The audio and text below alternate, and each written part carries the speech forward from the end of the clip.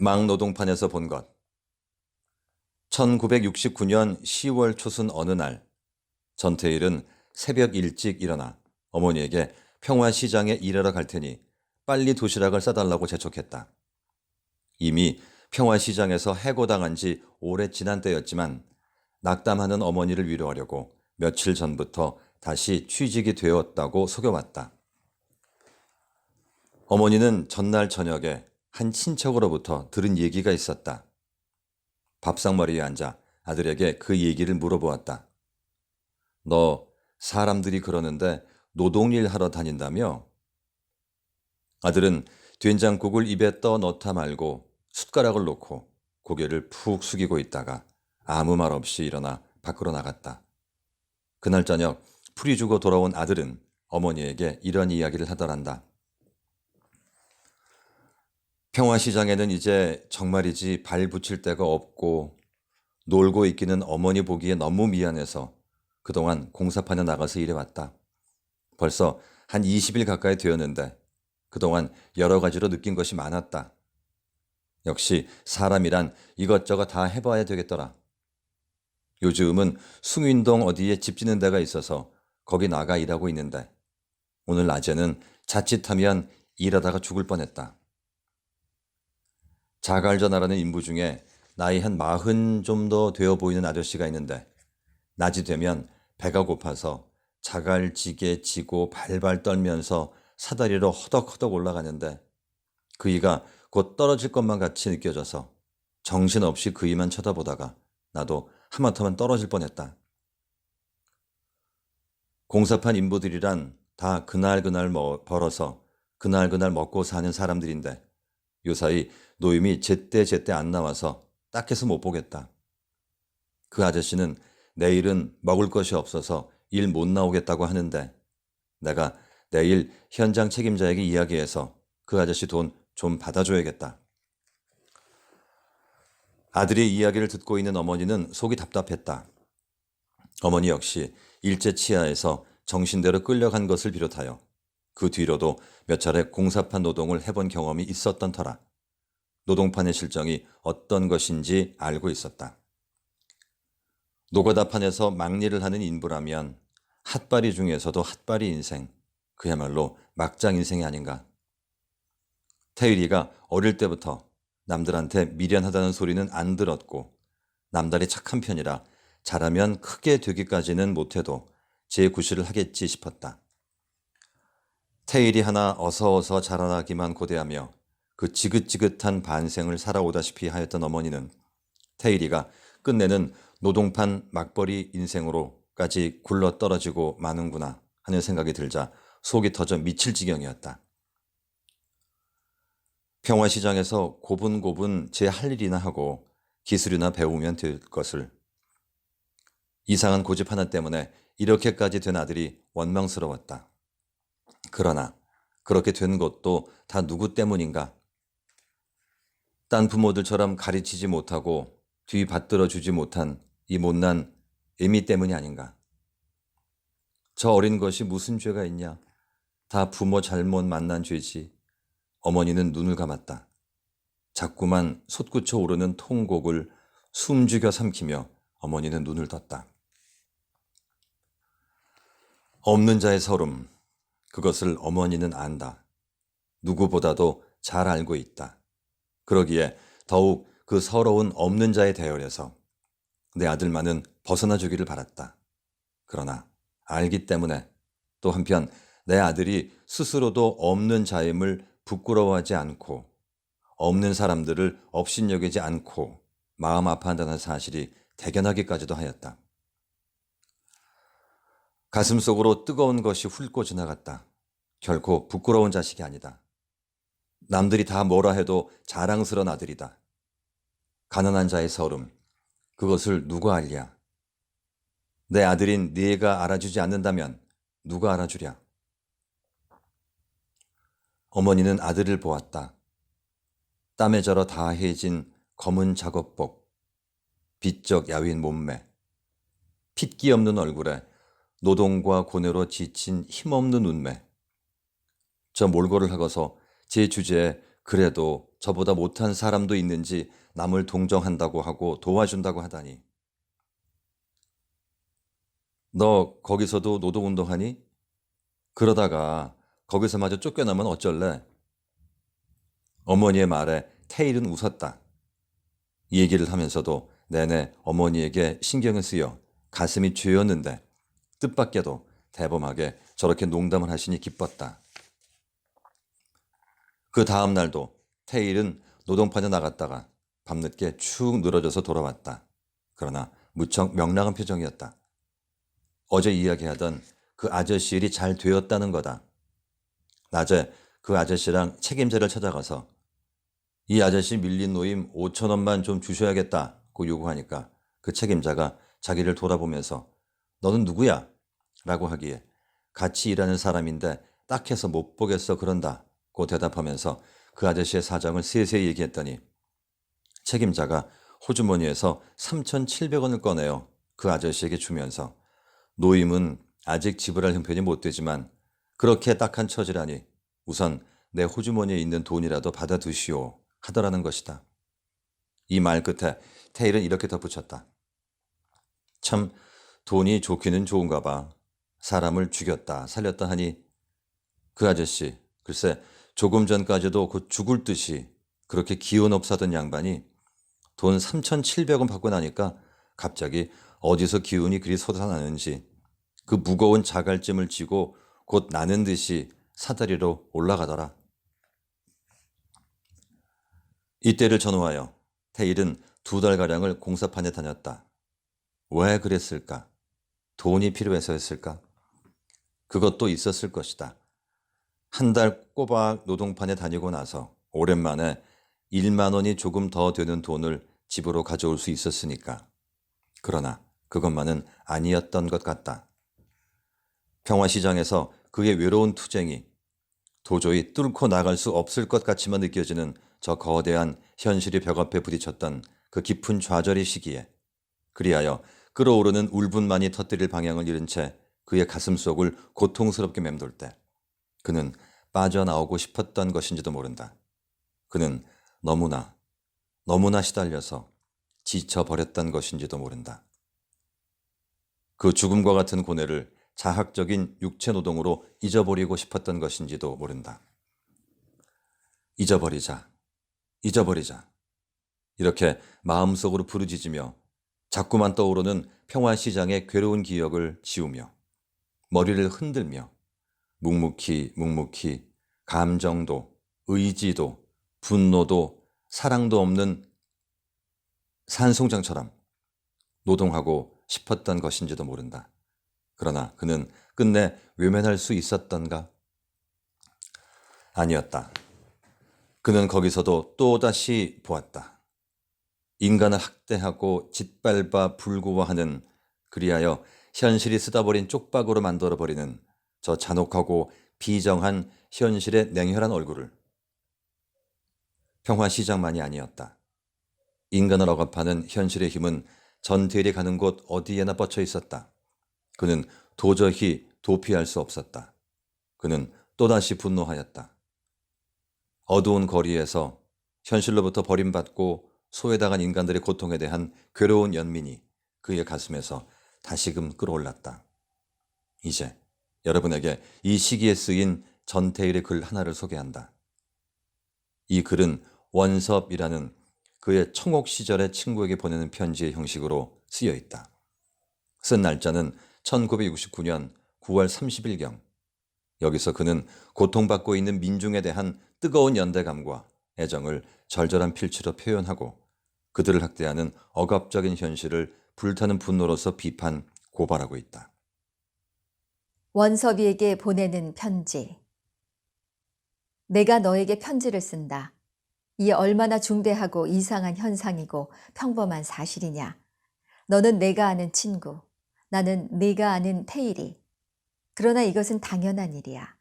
왜 펜을 잡게 되는지 확실한 것은 모르겠다. 그러나 속이 답답하고 무엇인가 누구에게 말하지 않고는 못 견딜 심정이기에 쓰고 있는 것 같구나. 서울에 와서 5년이란 세월이 지난 지금 너에게 할 말이 너무나 없다.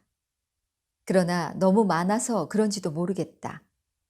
현실적으로 애통한 것을 너에게 심적으로 위로를 받으려고 이렇게 펜대를 핥히는 것이다. 누구에게 겨누어 핥히는 것은 아니다. 이렇게 착잡한 심정을 어느 누구에게 나누어 주어야 한단 말인가. 불행히도 너는 나의 친구. 내가 괴로움을 당하고 있으니까 너는 나의 친구이니까 정이라는 것을 통해 너에게 답답하고 괴로운 심정을 보이는 거다. 너도 괴롭겠지만 보지 않을 수 없을 걸세. 어쩌면 좀 잔인한 것 같지만 내가 지나온 길을 자네를 동반하고 또다시 지나지 않으면 고갈할 내 심정을 조금이라도 적실 수 없을 것 같네. 내가 앞장설 테니 뒤따라오게. 나는 한 보름 전에, 그러니까 9월 15일경에 공사판에 품팔이를 갔었다네. 자네에게는 좀 이상하게 고지 안 들리겠지만 어쩔 수 없는 사실이었네. 그날은 날씨도 오늘처럼 침울하고 마음처럼 답답했네. 엷은 잿빛 구름은 온 하늘을 바둑반처럼 넓은 호수에 얼음이 녹는 것 같이 뒤덮고 있었으니까. 그 전날에 마음을 다짐해서 그런지 아침 5시 40분에 이부자리를 걷어치워 버렸어. 정말 기적에 가까운 일이었다. 내가 이런 시간에 기상을 했다는 것은 백과사전을 다 두들겨 보아도 없는 사실일세. 우리 집안 식구들도 이런 나의 행동을 이해할 수가 없다는 표정들이었네. 이상하지만 그저 두고 보자는 것일 거야. 곧 양치하고 세수하고 낡은 작업복 바지를 꺼내 입고 팔꿈치가 보이는 검정 와이셔츠를 바지춤으로 집어넣고 허리띠를 불끈 매었네. 불과 10분도 안 걸렸을 걸세. 어머니께서 아무 말씀 없으신 것이 이상하네. 꼭 무슨 말씀을 하실 것인데 한마디의 말씀도 없이 밥상이 들어왔네. 이것 또한 이해할 수 없는 일일세. 나는 지금 어머니께서 무슨 말씀이든지 먼저 하시면 그것을 서두로 해서 오늘 아침에 나의 행동에 관해 그리고 앞으로 있을 일에 관해 자초지종을 설명하고 이해를 구하려고 버텼지만 식사를 다 마칠 때까지 내 방엔 두문불출이시니. 조용히 식사는 끝나고 아침 해가 조금 머리를 내밀었네. 아무 말 없이 집을 나왔네. 6시 20분이었네. 왜 그랬을까? 아무래도 이상하네. 어머니의 행동이 마음에 걸려 땅만 내려다보면서 버스 정류장까지 왔네. 아, 그렇다. 자학이다. 지극히 못난 행동이다. 내가 얼마나 바보였던가. 장사 광주리를 입고 그 10,000원 버스를 타려고 안간힘을 다하시는 어떤 부인을 보고 나는 그만 나 자신을 책망하지 않을 수 없었네. 보라, 얼마나 정직한, 충실한, 거짓이 없는 생존 경쟁의 한 인간이냐. 불쌍하다면 곧 집터를 닦을 자리에다 집을 짓고 있는 개미보다 더 가엾고 밉다면 지금 당장이라도 목을 졸라 죽여버리고 싶네. 이런 어질고 꾸밈없는 현실 그대로를 알몸뚱이 하나라도 놓칠세라. 있는 힘을 다해 약한 자기와 불쌍한 자기의 분신을 위해 강한 이상을 동원하여 팔과 허리 사이를 오리발의 물갈기처럼 벌리고 가시투성이이고 얼음처럼 찬 바위처럼 무거운 냉혈한 현실을 그대로 받아들이는 어떤 어머니. 왜 내가 저런 현실적인 인간을, 사람을 내가 정신적으로나마 학대해야 된단 말이냐. 나는 오늘 아침 분명히 어머니를 정신적으로 학대한 걸세. 그리고 나 자신을 학대한 걸세. 어머니께서는 내가 공사장에 삽질을 하러 간다는 것을 알고 계셨거든. 약한 내가 그런 일을 한 번도 해본 일이 없는 자기의 소중한 전체의 일부가 오늘 뜨거운 태양 아래 비지땀을 흘려야 한다. 신체적으로 약하고 자존심이 강한 내가 하루를 무사히 넘길지 정신적으로 얼마나 많은 상처를 당할 것인가를 생각하신 것일세. 어미의 그런 심정을 자식은 이해하지 못하고 모든 부조리한 현실을 자식은 어미의 책임인 양 학대했던 거야. 무언으로 책임 추궁을 했던 거야. 대답을 못하게 해놓고 대답을 아니한다고 자신에게 냉소했지. 언제나 그랬듯이 언제나 그렇구나. 무슨 잘못이 있단 말이냐.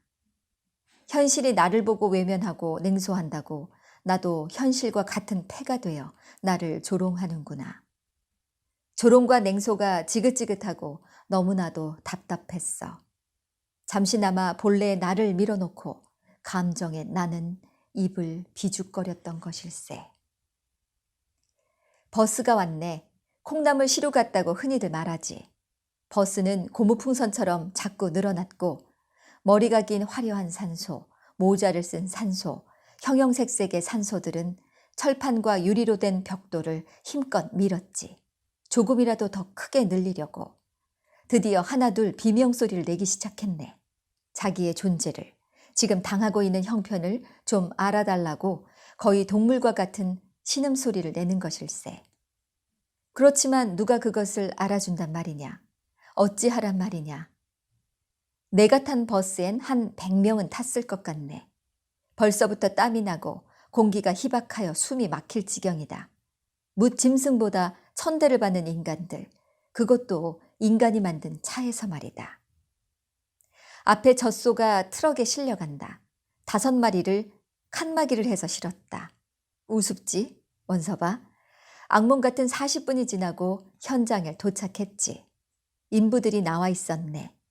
늙은이가 넷, 중년 남자가 10여 명 되었고 나같이 젊은 사람은 셋이었네. 2사람은 다 훤칠한 키에 머리는 대학생 타입이고 얼굴은 더욱 학생 티를 내게 하는 애순이 청년이었어. 일이 시작되었네. 나는 삽을 하나 배당받았지. 손잡이에 종이 상표도 안 떨어진 끝이 둥글고 뾰족한 어느 공사판에서나 볼 수 있는 삽이야. 15, 16명이 다 같은 목적을 가지고 판에다가 중단한 장차 지하실이 될 곳을 향해 파내려 갔지. 내가 집에서 생각하던 것처럼 두려움이라든지 또 수치심이라든지 하는 것은 조금도 없었어. 오늘 처음 왔건만 누구 하나 간섭이나 주의를 주는 사람도 없었지. 이름을 물어보는 사람도 없었고 나라는 존재를 인식하는 사람도 없었고 그저 묵묵하게 오늘 하루를 어떻게 견딜 것인가만을 생각하는 것 같아. 무슨 회사나 공장 같으면 최소한 이름 정도는 물어볼 걸세. 그러나 묻는 게 다 뭔가 아는 채도 않네. 도무지 이상할 지경일세. 원래 노동판이란 다 그런 것인가 싶네. 밑바닥을 파 흙을 위로 올리는 작업이었네. 나는 뚱뚱한 중년 남자와 마주보고 삽질을 했지. 꽤 재미있는 일이었네. 반 시간이 되기도 전에 이마에 땀이 났고 손바닥이 후끈거리거든. 그런데 우스운 일이 있네. 나와 마주보고 삽질을 하던 그 배가 사장배 이상으로 앞으로 처지고 키는 1.7m나 될 사람이 어디서 얻어 쓴 건지 기름에 절은 운전수 모자를 쓰고 바지는 군복 바지에 흰 고무신을 신었네. 런닝샷스는 구멍이 벌집처럼 뚫린 것을 입고 오른손엔 목장갑을 끼웠는데 손가락은 5개가 다 나오고 손바닥 부분만 장갑구실을 하는 것일세. 얼굴은 일을 할 때나 쉴 때나 꼭 마도로스가 지평선을 바라보는 그런 표정일세. 그저 무의미하게 사물을 판단하지 않고 사는 사람 같았네. 삽질을 하나 점심을 먹으나 시종 무표정일세. 만약에 그 기름에 절은 운전수 모자를 벗겨버린다면 그 사람은 그 자리에서 쓰러져 바보가 되지 않으면 죽어버릴 것 같네. 그만큼 그 모자는 그 사람을 그 돌부처 같은 어떻게 표현할 수 없는 그런 얼굴을 하고 있는 그 사람 전체를 육체의 맨 꼭대기인 머리 위에 서서 감독하면서 그를 속세의 사람과 같이 만들어버리고 있었네. 지금 현재 삽질을 하고 있으니 말일세. 사실 그 사람이 삽질을 하고 있는 것이 아닐세. 그 때에 절은 모자가 하고 있는 걸세. 얼마나 위로해야 할 나의 전체의 일부냐. 얼마나 불쌍한 현실의 패자냐. 얼마나 몸서리치는 사회의 한 색깔이냐. 그렇다. 저주받아야 할 불합리한 현실이 쓰다 버린 쪽박이다. 쪽박을 쓰기 시작했으면 끝까지 부서지지 않게 잘 쓰든지 아니면 아예 쓰지를 말든지. 이것도 아니고 저것도 아니고 그저 무자비하게 사회는 자기 하나를 위해 이 어질고 착한 반항하지 못하는 마도로스 모자를 쓴 한 인간을, 아니 저희들의 전체 일부를 메마른 길바닥 위에다 아무렇게나 내던져 버렸다. 이 가엾은 인간은 처음 얼마간은 뜨거운 길바닥에서 정신을 못 차린 채로 얼마를 지내고, 또 정신을 차리고 얼마간의 시간을 보내고, 또 의지와 자존심으로 얼마를 보내고, 마침내 금이간 쪽박은 뜨거운 열기에 물기가 증발되어 말라 비틀어져서 두 쪽이 난다. 그중 한쪽은 자진해서 쓰레기통에 기어들어가 눈을 감고 죽어버렸다. 또 한쪽, 떨어져 나간 한쪽은 어떻게든지 다시 물기를 빨아들여 비틀어졌던 육체를 다시 펴고 어떻게 해서든 그 전체 속에 다시 뭉쳐보기를 희망하는 것일 거야. 그런데 내 앞에선 이 반쪽은 희망하는 것이 아니라 떨어져 나간 반쪽을 생각하고 있는 것 같아. 지난날 그 많은 양의 물을 삼키던 그 반쪽을 말일세. 나도 예외는 아닐세. 그렇지만 나는 그 속에 뭉치지를 않고 그 뭉친 덩어리를 전부 분해해버리겠네. 오늘 나는 여기서 내일 하루를 구하고 내일 하루는 그 분해하는 방법을 연구할 것일세. 방법이란 여러 가지가 있겠지만 특히 나는 그 덩어리가 자진해서 풀어지도록 그들의 호흡기관 입구에서 향을 피울 것세. 한번 냄새를 맡고부터는 영원히 뭉칠 생각을 아니하는 그런 아름다운 색깔의 향을 말일세. 그렇게 되면 사회는 덩어리가 존재할 수 없기 때문에 또한 부스러기란 말이 존재하지 않을 걸세. 어떤가? 서로가 다 용해되어 있는 상태는 멋있겠지? 배가 고프기 시작일세. 아직 일이 끝나려면 서너 시간은 있어야겠는데 뱃속에는 아무것도 없는 것 같고 머릿속이 텅 비어 있네. 확실히 노동은 건강에 좋은가 보네. 내가 배고픈 것을 느끼고 있으니 말일세. 그 운전수 모자를 쓴 사람은 나보다 더 시장한가 보네. 벌써 2번이나 수도꼭지에 입을 대고 그리고도 시원찮은지 담배를 꺼내 피우기를 서너 번. 그래도 무엇이 부족한지 연방 10장 쪽을 쳐다본다. 세서 앞두고 또 쳐다본다. 왜 그렇게 쳐다보는지 처음에는 궁금했으나 나의 궁금증을 풀어주기나 하려는 듯 10장이 간식을 가져오는 것이 아닌가. 아, 얼마나 반가운 물질이냐. 10원짜리 삼립빵 2개. 정말 꿀맛 같다. 2개만 더 있었으면 얼마나 족할까. 너무 시장했으므로 코끼리의 비스킷 정도밖에 욕구를 못 채웠네. 오후 5시. 아, 얼마만 더 지나면 집에를 갈 수 있겠구나. 빨리 가고 싶다. 그 보기 싫던 열무김치에라도 20년을 하루같이 나를 대하던 구수한 밥을 마음껏 욕심을 내어 먹어보리라. 이런 공상을 하면서 한 짓을 계속하고 있었네. 손바닥은 부르터서 피가 나오고 허리는 아파서 펴질 못하겠네. 얼마 있지 않으면 7시가 되겠지. 자넨 내가 왜 이런 짓을 했는지 모를 걸세. 나도 이런 짓을 하리라고는 생각 못하였네. 오늘 하루를 무사히 넘겨 나는 그저 내일을 위해 오늘을 빨리 넘기려는 생각밖에 없었네. 아침 때 생각으로는 말일세. 자넨 내가 3년 전부터 제품 개통의 재단사인 줄로만 알 걸세. 그리고 묻지 않는 자네의 그 침착한 성격을 잘 아네. 지금쯤은 한참 골똘하게 생각을 하고 있겠지. 애써 생각하지는 말게. 내가 서서히 실토할 테니까. 들어보게. 이런 현실 속에서 떨어져 나온 나일세. 내가 일하던 공장은 종업원이 30여 명쯤 되는 어린아이들 잠바를 만드는 곳이었다네.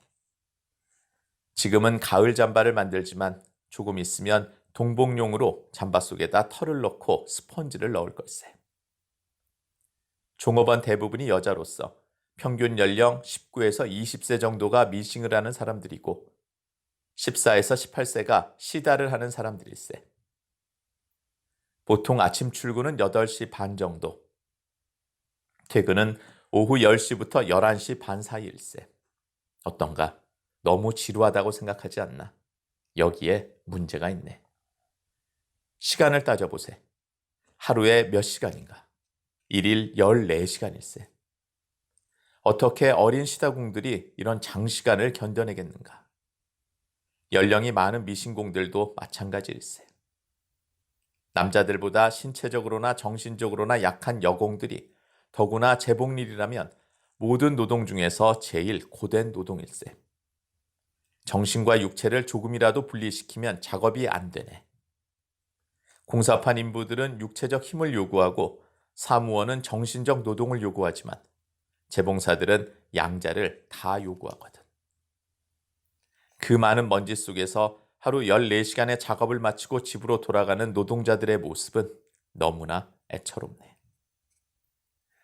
아무리 부한 환경에서 거부당한 사람들이지만 이 사람들도 체력에 한계가 있는 인간이 아닌가. 원서봐. 나는 재단사로서 이 사람들과 눈만 뜨면 같이 지내거든. 정말 여간 고역이 아니야. 이제 겨우 14살이 된 어린아이가 아침부터 퇴근 시간까지 그 힘에 겨운 작업량을 빨리 제 시간에 못해서 상관인 재봉사들에게 꾸중을 듣고 점심시간이면 싸가지고 온 도시락을 먹는데 코끼리가 비스킷을 먹는 정도의 양밖에 안 될 거야. 부잣집 자녀들 같으면 집에서 아버지 어머니 앞에서 한창 재롱이나 떨 나이에 생존 경쟁이라는 없어서도 될 악마는 이 어린 동심에게 너무나 가혹한 매질을 하고 있네. 나를 따르라. 전태일. 1969년 가을 그는 고독하였다. 서울에 와서 5년이란 세월이 흐른 지금 그는 할 말이 아무것도 없었다. 그 세월 동안 현실의 냉혹한 얼굴을 가장 가까이서 바라보면서 그의 가슴에 쌓여온 것은 깊이를 알 수 없는 분노와 슬픔이었다. 속에서 끓어오르는 말은 너무나도 많았건만. 그러나 그 말을 누구에게 무엇이라고 이야기해 줄 수 있을 것인가? 누가 들어준단 말인가? 온 세상이 현실과 한패가 되려고 침묵 속으로 떠나버렸을 때 홀로 소스라쳐 깨어일어나 짓밟히는 인간들의 괴로운 영상을 끌어안고 몸부림치는 그의 외로운 길을 누가 있어 동반한단 말인가? 외로운 나머지, 외로움에 너무나도 시달려 지친 나머지 그는 허탈하였다. 나는 삼거리에 이정표처럼 누가 같이 가자고 하는 이가 없구나. 바람이 부나 눈비가 오나 모든 것을 그대로 받아들여야 하는 나. 1969년 9월 말의 낙서에서. 이렇게 착잡한 심경을 어느 누구에게 나누어줘야 한단 말인가 라고 그는 울부짖었다. 그러나 그는 끝내 모든 것을 그대로 받아들이고 있을 수만은 없었다. 그는 끝내 침묵할 수가 없었다. 속이 답답하고 무엇인가 누구에게 말하지 않고는 못 견딜 심정이었기에. 그것은 한 인간으로서 지탱하기에 너무나도 엄청난 고통과 분노와 슬픔의 한가운데서 저 깊은 침묵의 끝바닥에서 마침내 견딜 수 없이 터져오르는 인간의 목소리였다. 이 목소리, 원섭에게 보낸 편지, 아니 우리 모두에게 보낸 편지를 통하여 전태일 사상은 우리의 가슴에 지워지지 않는 뚜렷한 영상을 아로새긴다. 이 사상의 내용과 함축과 의의를 샅샅이 규명하는 일은 우리 모두의 과제로 남겨두고 싶다. 여기서는 이 사상의 몇 가지 특징만을 살펴보기로 하자. 1. 전태일 사상은 밑바닥 인간의 사상이다. 밑바닥 인간에게도 사상이 있단 말인가?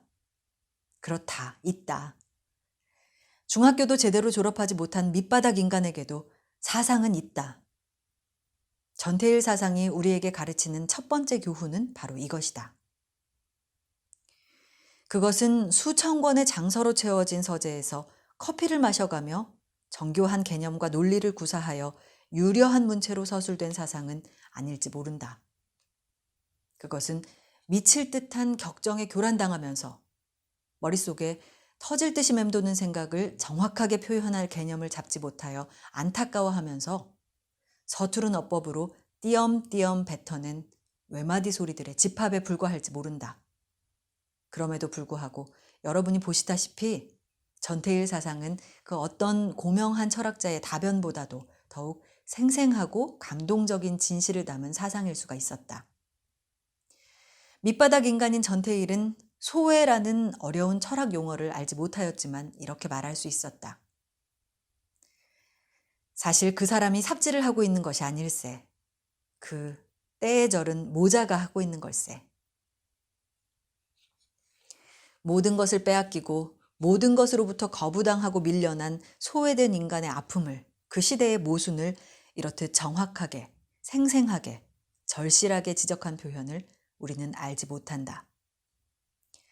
밑바닥의 체험 속에서 시대의 모순에 못 박혀 존재의 극한 상황에 선 인간의 모습을 통하여 전체 인간 조건을 적나라하게 바라볼 수 있었던 전태일에겐 인간의 현실에 대한 인식뿐만이 아니라 인간에 대한 사랑 또한 관념과 추상의 문제가 아니라 지극히 구체적이고 생생한 체험의 세계였다.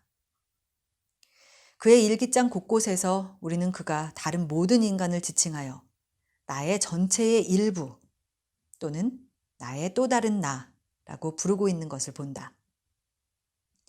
어째서 그가 이렇게 대담한 표현을 거침없게 쓰게 되었던가를 알기 위하여 우리는 어려운 추론을 할 필요가 없다. 단지 앞에서 우리가 인용하였던 그의 다음과 같은 말을 상기하면 족하다. 나는 언제부터인지 모르지만 감정에는 약한 편입니다. 조금만 불쌍한 사람을 보아도 마음이 언짢아 그날 기분은 우울한 편입니다. 내 자신이 너무 그러한 환경들을 속속들이 알고 있기 때문인 것 같습니다. 2. 전태일 사상은 각성된 밑바닥 인간의 사상이다.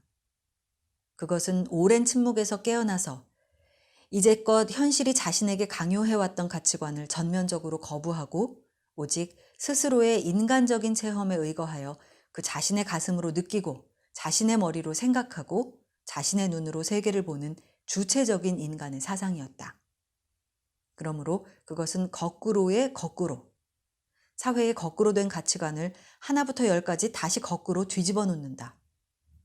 그것은 자기 비하에서 자존으로, 비굴에서 긍지로, 공포와 위축에서 분노와 용기로, 의존과 자학에서 자주와 해방으로, 체념과 침묵에서 비판과 투쟁으로 전환하여 가는 사상, 노예에서 인간으로 거듭나는 민중의 사상이다.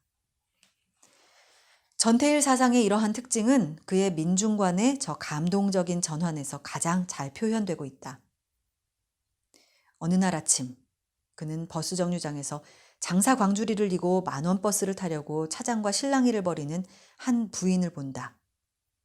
그것은 20여 년 동안 그가 하루도 빠짐없이 지겨울 정도로 보아온 이웃의 모습, 어머니의 모습, 그 자신의 모습이었다.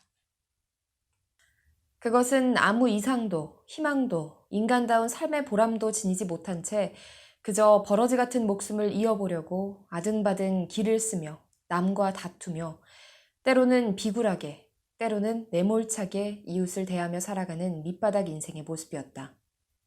그리고 그것은 품이니 인격이니 존엄이니 하는 것들과는 담을 쌓고 세상으로부터 철저히 경멸당하고 있는 모습이었다. 전태일, 그도 때때로 그 모습을 미워하고 경멸하였고 짜증을 내었다.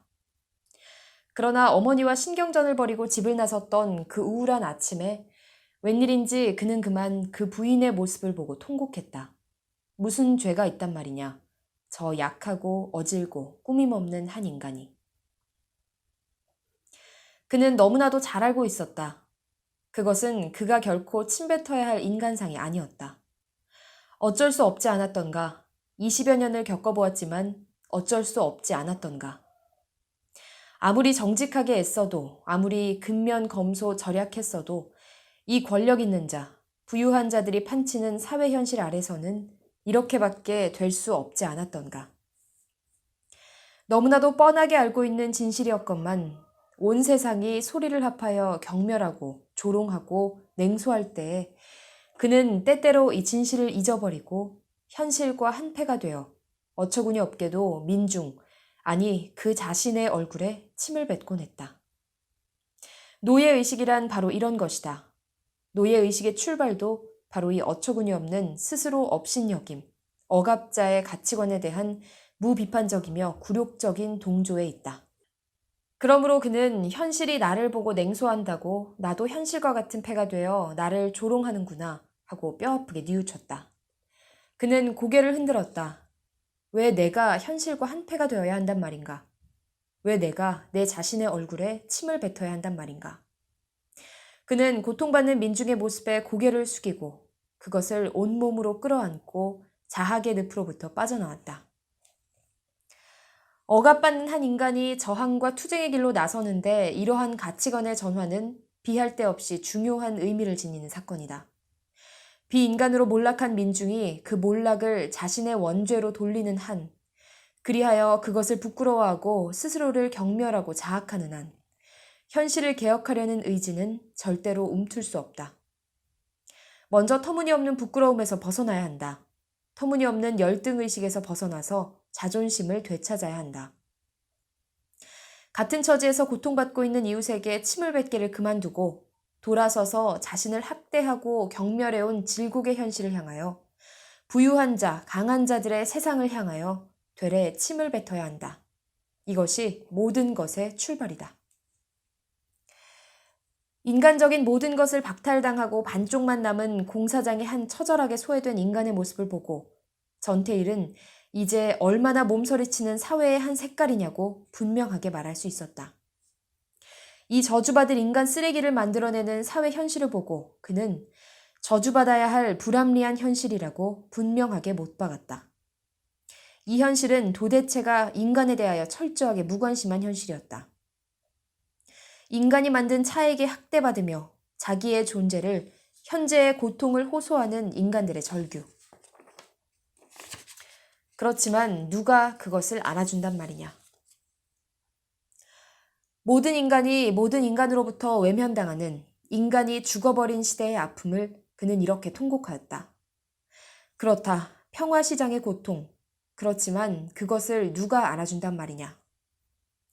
써먹을 때까지 써먹다가 쓸모가 없어지면 아주 간단하게 그저 무자비하게 한 인간을 메마른 길바닥 위에다 아무렇게나 내던져버리는 현실의 잔인한 얼굴을 눈앞에 대할 때 그의 비탄은 절정에 달하고 그것은 곧 가시투성이고 얼음처럼 찬 바위처럼 무거운 냉혈한 현실에 대한 새파란 증오로 변하여 불타오른다.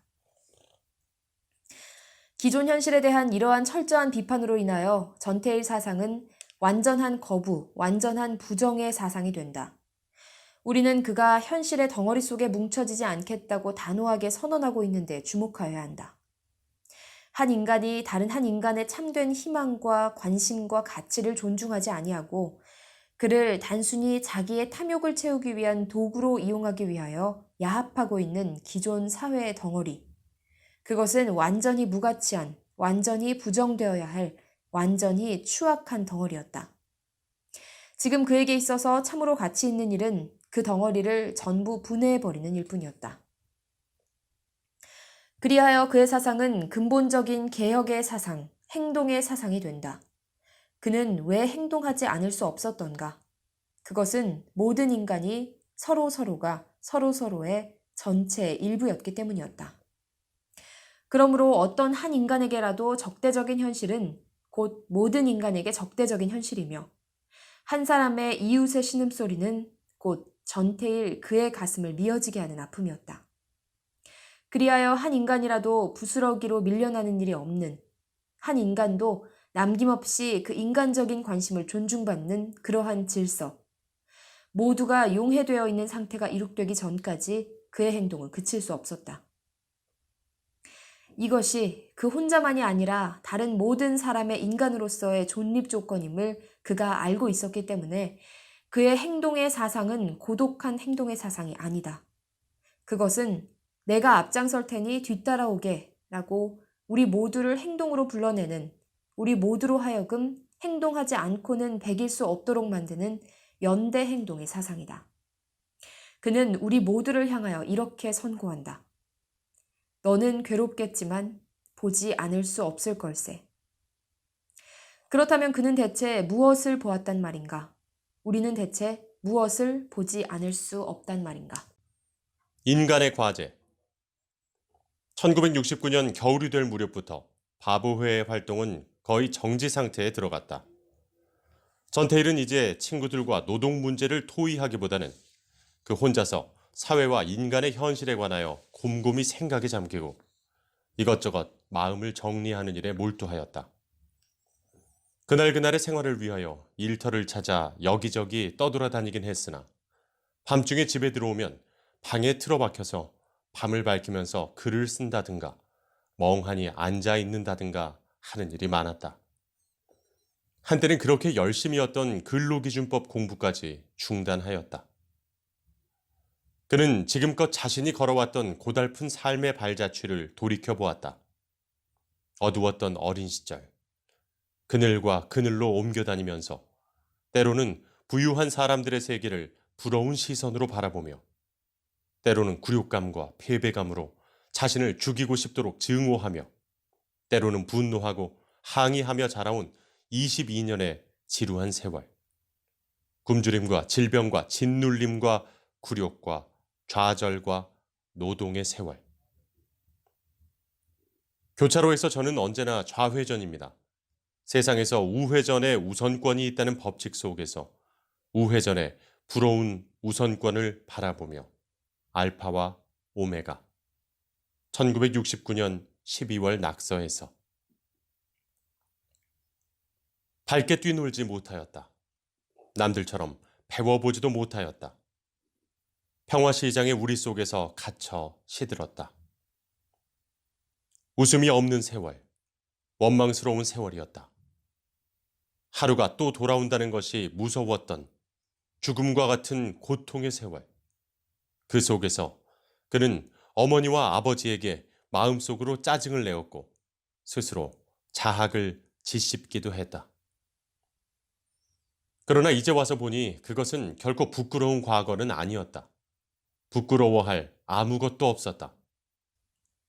그의 버림받은 과거는, 그의 가난함은, 그의 배우지 못함은, 그의 얼굴에 팬 어둡고 우울한 그늘은, 그의 비천함은, 그의 잔약한 체구와 질병은, 그의 돼지우리 같은 집과 그의 초라한 차림새는, 그가 무능한 한낱 노동자임은, 그 모두가 사회라는 거대한 기구가 지워준 십자가였을 뿐 결코 그 자신의 책임이 아니었다.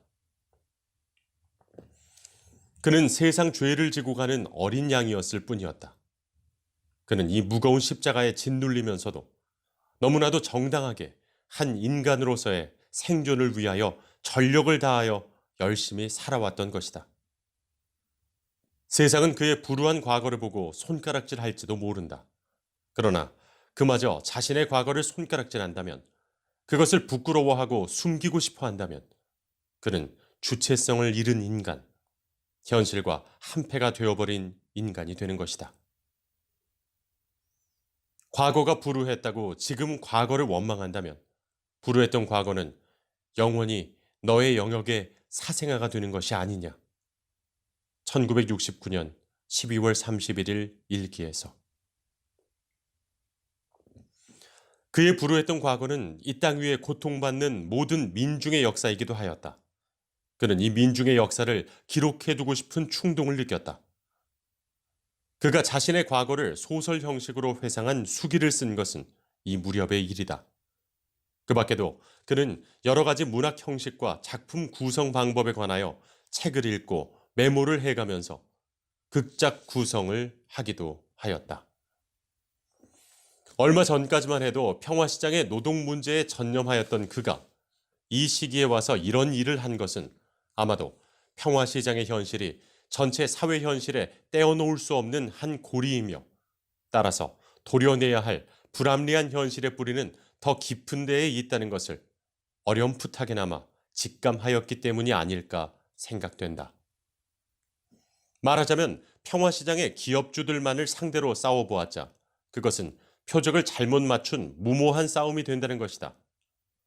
기업주들의 비위를 폭로하기만 하면 근로감독관이니 노동청이니 혹은 사회의 다른 기구들이나 힘들이 그것을 시정시켜 줄 것으로 믿었던 착각이 그의 지금까지의 투쟁을 좌절시키고 바보회를 해체 상태로 몰아넣게 한 근본 원인이 아니었을까? 정작 싸워야 할 대상은 억압하는 사회의 전체적인 구조와 힘이 아니었을까? 전태일이 그의 자서전을 쓰려고 했던 것은 이러한 억압적 구조와 그것이 인간에게 미치는 파괴적인 영향을 적나라하게 폭로 고발하고 그럼으로써 사회에 가득 찬 위선을 발가벗기려는 하나의 투쟁이었다고 볼 수 있다. 그는 그가 보아왔던 인간과 사회의 모순과 그 상호 관계를 돌이켜보았고 그것이 어떤 모습으로 존재해야 마땅한가를 꿈꾸어 보았다. 그는 먼저 평화시장에서 본 기업주의 초상을 그려보았다. 그들은 최대의 이윤을 유일한 목표로 하여 존재하며 그 이윤을 추구하는 과정에서 노동자를 착취하고 소비자 대중을 희생물로 삼았다. 그들은 인간의 윤리와 희망과 가치를 생각하지 아니하고 오직 그들의 금전대의 부피만을 생각하고 있었다. 그들은 또한 위선자였다. 입으로는 무슨 인도주의자인 양 가장하고 자신이 마치 노동자의 아버지와 같은 보호자, 은혜를 베푸는 자인 듯 자처하면서도 그 실은 노동자를 기름 짜듯 짜낼 생각만 할 뿐 아무런 애정이나 인간적인 관심을 베풀지 않았다. 이러한 기업주들의 비인도적인 착취는 사회라는 거대한 틀 속에서 만들어져 지배 권력에게 보호받고 있다. 전태일은 그가 근로감독관을 또는 노동청을 찾아갔을 때의 일을 생각해 보았다. 그리고 사회는 어째서 기업주들의 죄악을 알면서도 묵인하고 있는가라고 자문해 보았다. 근로감독관이나 노동청뿐만이 아니었다. 정치가도, 신문도, 종교인이나 지식인도, 사회의 어느 누구, 어떤 기구도 노동자의 참상에 깊은 관심을 기울이지 않았다.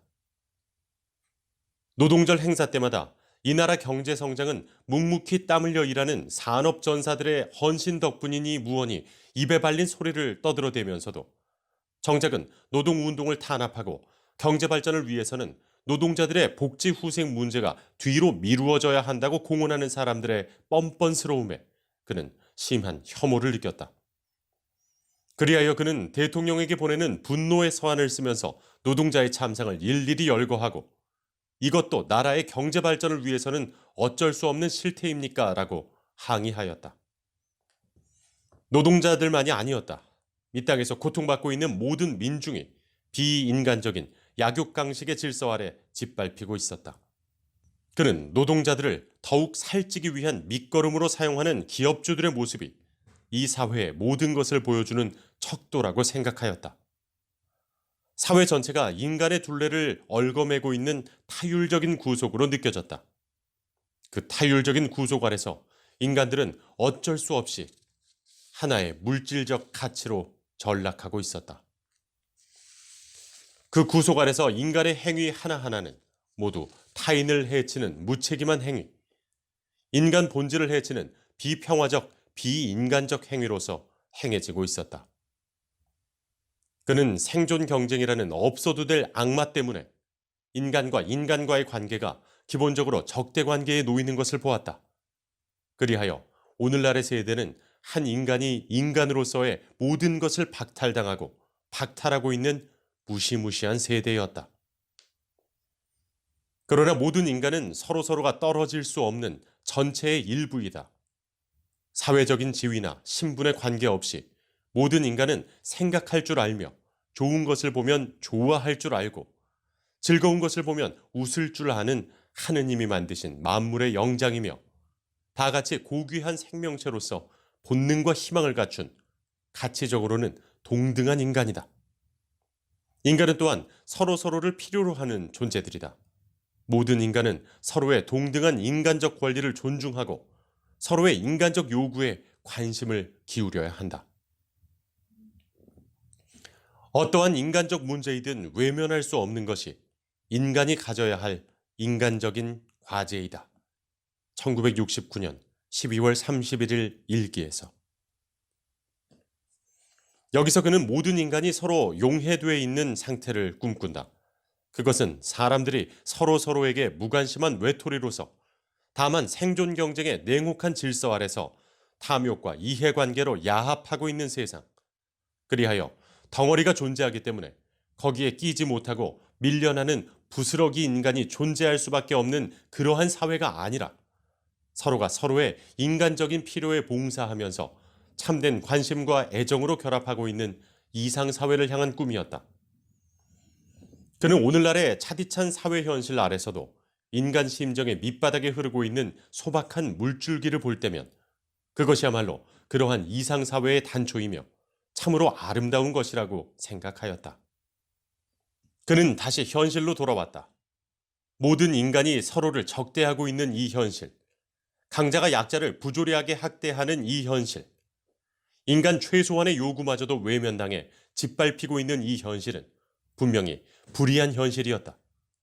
그것은 개조되어야 할 현실이었다. 그러나 현실의 뿌리는 너무나 깊고 그 벽은 너무나 두터운 것이어서 그는 자신이 자꾸만 나약해지고 있는 것을 느꼈다. 그러나 그는 100번이고 다시 일어나 타협하지 않고 싸우겠다고 다짐했다. 그는 자신이 택한 길이 그 자신의 양심의 명령이므로 진리이며 역사가 증명할 것이라고 확신했다. 그저 주어진 현실에 순종하면서 남들처럼 안일한 생활을 추구해볼까 싶은 생각이 들 때면 그는 그러한 생활이 가치 없는 것이며 현명한 삶의 길이 아니라고 그 자신을 꾸짖었다. 세상 사람들이 추구하는 안일한 생활은 그것이 아무리 화려한 생활의 연속일지라도 감방 안에 갇힌 죄수가 감방 벽에 돌담에 화려한 그림을 그려놓고 자기 도취에 취한 꼴에 불과한 어리석은 행복의 환각이며 인간의 참된 기쁨은 서로를 사랑하는 데 있는 것이고 오늘보다 내일이 낫도록 노력하는 것이 참된 인생의 길이라고 그는 거듭 확인하였다. 이와 같은 관찰, 사색, 분노, 고뇌, 결의, 그때그때의 심정을 그는 생각나는 대로 틈틈이 기록해 두었다. 대개 1969년 12월을 전후하여 쓰인 다음의 글들을 소개한다. 이 글들이 동서고금의 사상을 수십 년에 걸쳐 섭렵한 상아탑 속의 철학자의 서재에서 집필된 것이 아니라 중학교도 제대로 마치지 못한 밑바닥 인간의 거친 손길에 의해 서울 외곽 쌍문동 산 비탈의 한 초라한 무허가 판잣집 골방 속에서 쓰였다는 사실을 염두에 둘 때 여러분은 그것이 얼마나 생생하고 절절한 인간의 육성인가를 알 수 있을 것이다. 작은 제목들은 모두 저자가 붙인 것이다. 왜 노예가 되어야 하나? 내가 보는 세상은 내가 보는 나의 직장, 나의 행위는 분명히 인간 본질을 해치는 하나의 비평화적, 비인간적 행위이다. 하나의 인간이 하나의 인간을 비인간적인 관계로 상대함을 말한다. 아무리 피고용인이지만 고용인과 같은 가치적으로 동등한 인간임엔 차이가 없기 때문이다. 인간을 물질화하는 세대, 인간의 개성과 참 인간적 본능의 충족을 무시당하고 희망의 가지를 잘린 채 존재하기 위한 대가로 물질적 가치로 전락한 인간상을 증오한다. 어떠한 인간적 문제이든 외면할 수 없는 것이 인간이 가져야 할 인간적 문제이다. 한 인간이 인간으로서의 모든 것을 박탈하고 있는 이 무시무시한 세대에서 나는 절대로 어떠한 불의와도 타협하지 않을 것이며 동시에 어떠한 불의도 묵과하지 않고 주목하고 시정하려고 노력할 것이다. 인간을 필요로 하는 모든 인간들이여, 그대들은 무엇부터 생각하는가? 인간의 가치를? 희망과 윤리를? 아니면 그대 금전대의 부피를? 자본가의 초상. 저는 이렇게 생각합니다. 한정된 자본으로 막대한 이득을 취하려고 한다면 잘못입니다. 우리나라의 현 실정으로 금리는 3부가 못 됩니다. 그러나 기업주들은 어떠합니까? 여기에 A, B 두 자본가들의 대화를 들어봅시다. 이 두 사람은 생산 공장을 가진 사람들입니다. A. B씨, 나는 올해 안으로 나의 재산을 현재 2배로 만들 계획일세. B. A. 자, 그럼 우리 경쟁을 하세. 누가 빨리 달성시키는가를 말이오. 하하하. 생산주들은 서로 경쟁을 직공들의 공임에서 한다. 생산주의 경쟁으로 피해를 당하는 것은 생산공과 소비자들이다. 이유. 첫째로 어떤 수를 쓰든지 가격을 인하할 목적으로 상품을 아주 형식적으로 생산한다. 예를 들면 원가의 지출을 줄이기 위해 외향에서 보이지 않는 부분은 보이는 부분보다 떨어지는 비율이 1대5. 그러니까 걷기지는 5개월을 입어도 속우라는 1개월밖에 입을 수 없다는 결론이다. 왜 당치도 않는 말을 늘어놓아야 한단 말인가? 저 혼자 가장 인도주의자인 척 빠른 입을 나불거리고 저 혼자만의 안일한 자리에 안도의 한숨을 내쉬고 기회주의자의 본심을 다 드러내놓고 우리 대한민국이라고.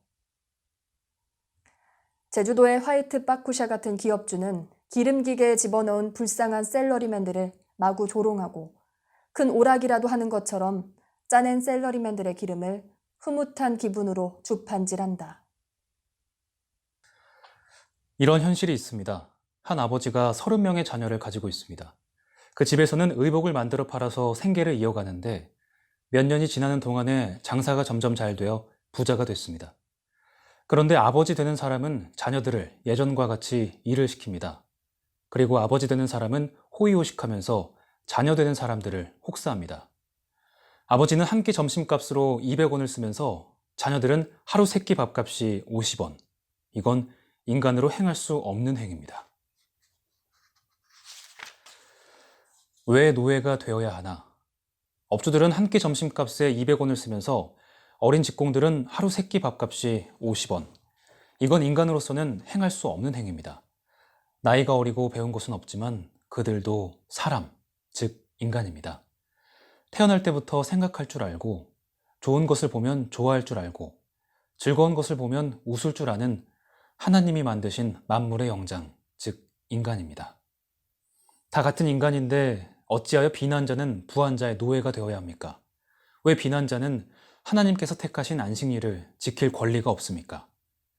종교는 만인이 다 평등합니다. 법률도 만인이 다 평등합니다.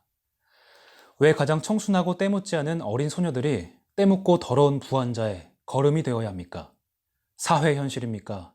빈부의 법칙입니까? 인간의 생명은 고귀한 것입니다. 부한자의 생명처럼 약자의 생명도 고귀합니다. 천지만물 살아 움직이는 생명은 다 고귀합니다. 죽기 싫어하는 것은 생물체 본능입니다. 선생님, 여기 본능을 모르는 인간이 있습니다. 그저 빨리 고통을 느끼지 않고 죽기를 기다리는 생명체가 있습니다. 그리고 죽어가고 있습니다. 그것도 미생물이 아닌 짐승이 아닌 인간이 있습니다. 인간, 부한 환경에서 거부당하고 사회라는 기구는 그들 연소자를 사회 걸음으로 쓰고 있습니다. 부한자에 더 비대해지기 위한 걸음으로. 선생님, 그들도 인간인 고로 빵과 시간, 자유를 갈망합니다. 근로감독관에게 여러분, 오늘날 여러분께서 안정된 기반 위에서 경제 번영을 이룬 것은 과연 어떤 층의 공로가 가장 컸다고 생각하십니까? 여기에는 숨은 희생도 있다는 것을 명심하셔야 합니다. 성장해가는 여러분의 어린 자녀들은 하루 15시간씩의 고된 작업으로 경제 발전을 위한 생산계통에서 밑거름이 되어 왔습니다. 이런 순진하고 사랑스러운 동심들에게 사회라는 웅장한 무대는 가장 메마른 면과 가장 비참한 곳만을 보여주고 있습니다. 그들은 모든 생활 형식에서 인간적인 요소를 말살당하고 오직 곱비에 맨 금수처럼 줄인 창자를 채우기 위해 끌려다니고 있습니다. 기업주들은 아무리 많은 폭리를 취하고도 조그마한 양심의 가책도 느끼지 않습니다. 비합법적인 방식으로 생산공들의 피와 땀을 갈취합니다. 그런데 왜 현 사회는 그것을 알면서도 묵인하는지 저의 좁은 소견은 알지를 못합니다.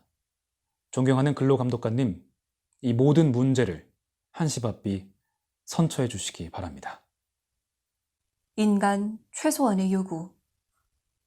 대통령에게. 대통령 각하, 저는 서울특별시 성북구 쌍문동 208번지 2통 5반에 거주하는 22살의 청년입니다. 직업은 의류계통의 재단사로서 5년의 경력을 가지고 있습니다. 저희 직장은 시내 동대문구 평화시장으로서 종업원은 3만여 명이 됩니다. 큰 맘모스 건물 4동에 분류되어 작업합니다. 한 공장에 평균 30명은 됩니다. 근로기준법에 해당이 되는 기업체임을 잘 압니다. 그러나 저희들은 근로기준법의 혜택을 조금도 못 받으며 더구나 3만여 명이 넘는 종업원의 90% 이상이 평균 연령 18세의 여성입니다.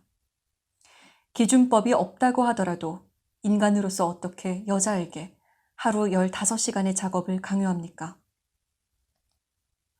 미싱사의 노동이라면 모든 노동 중에서 제일 힘든 노동으로 여성들은 견뎌내지를 못합니다.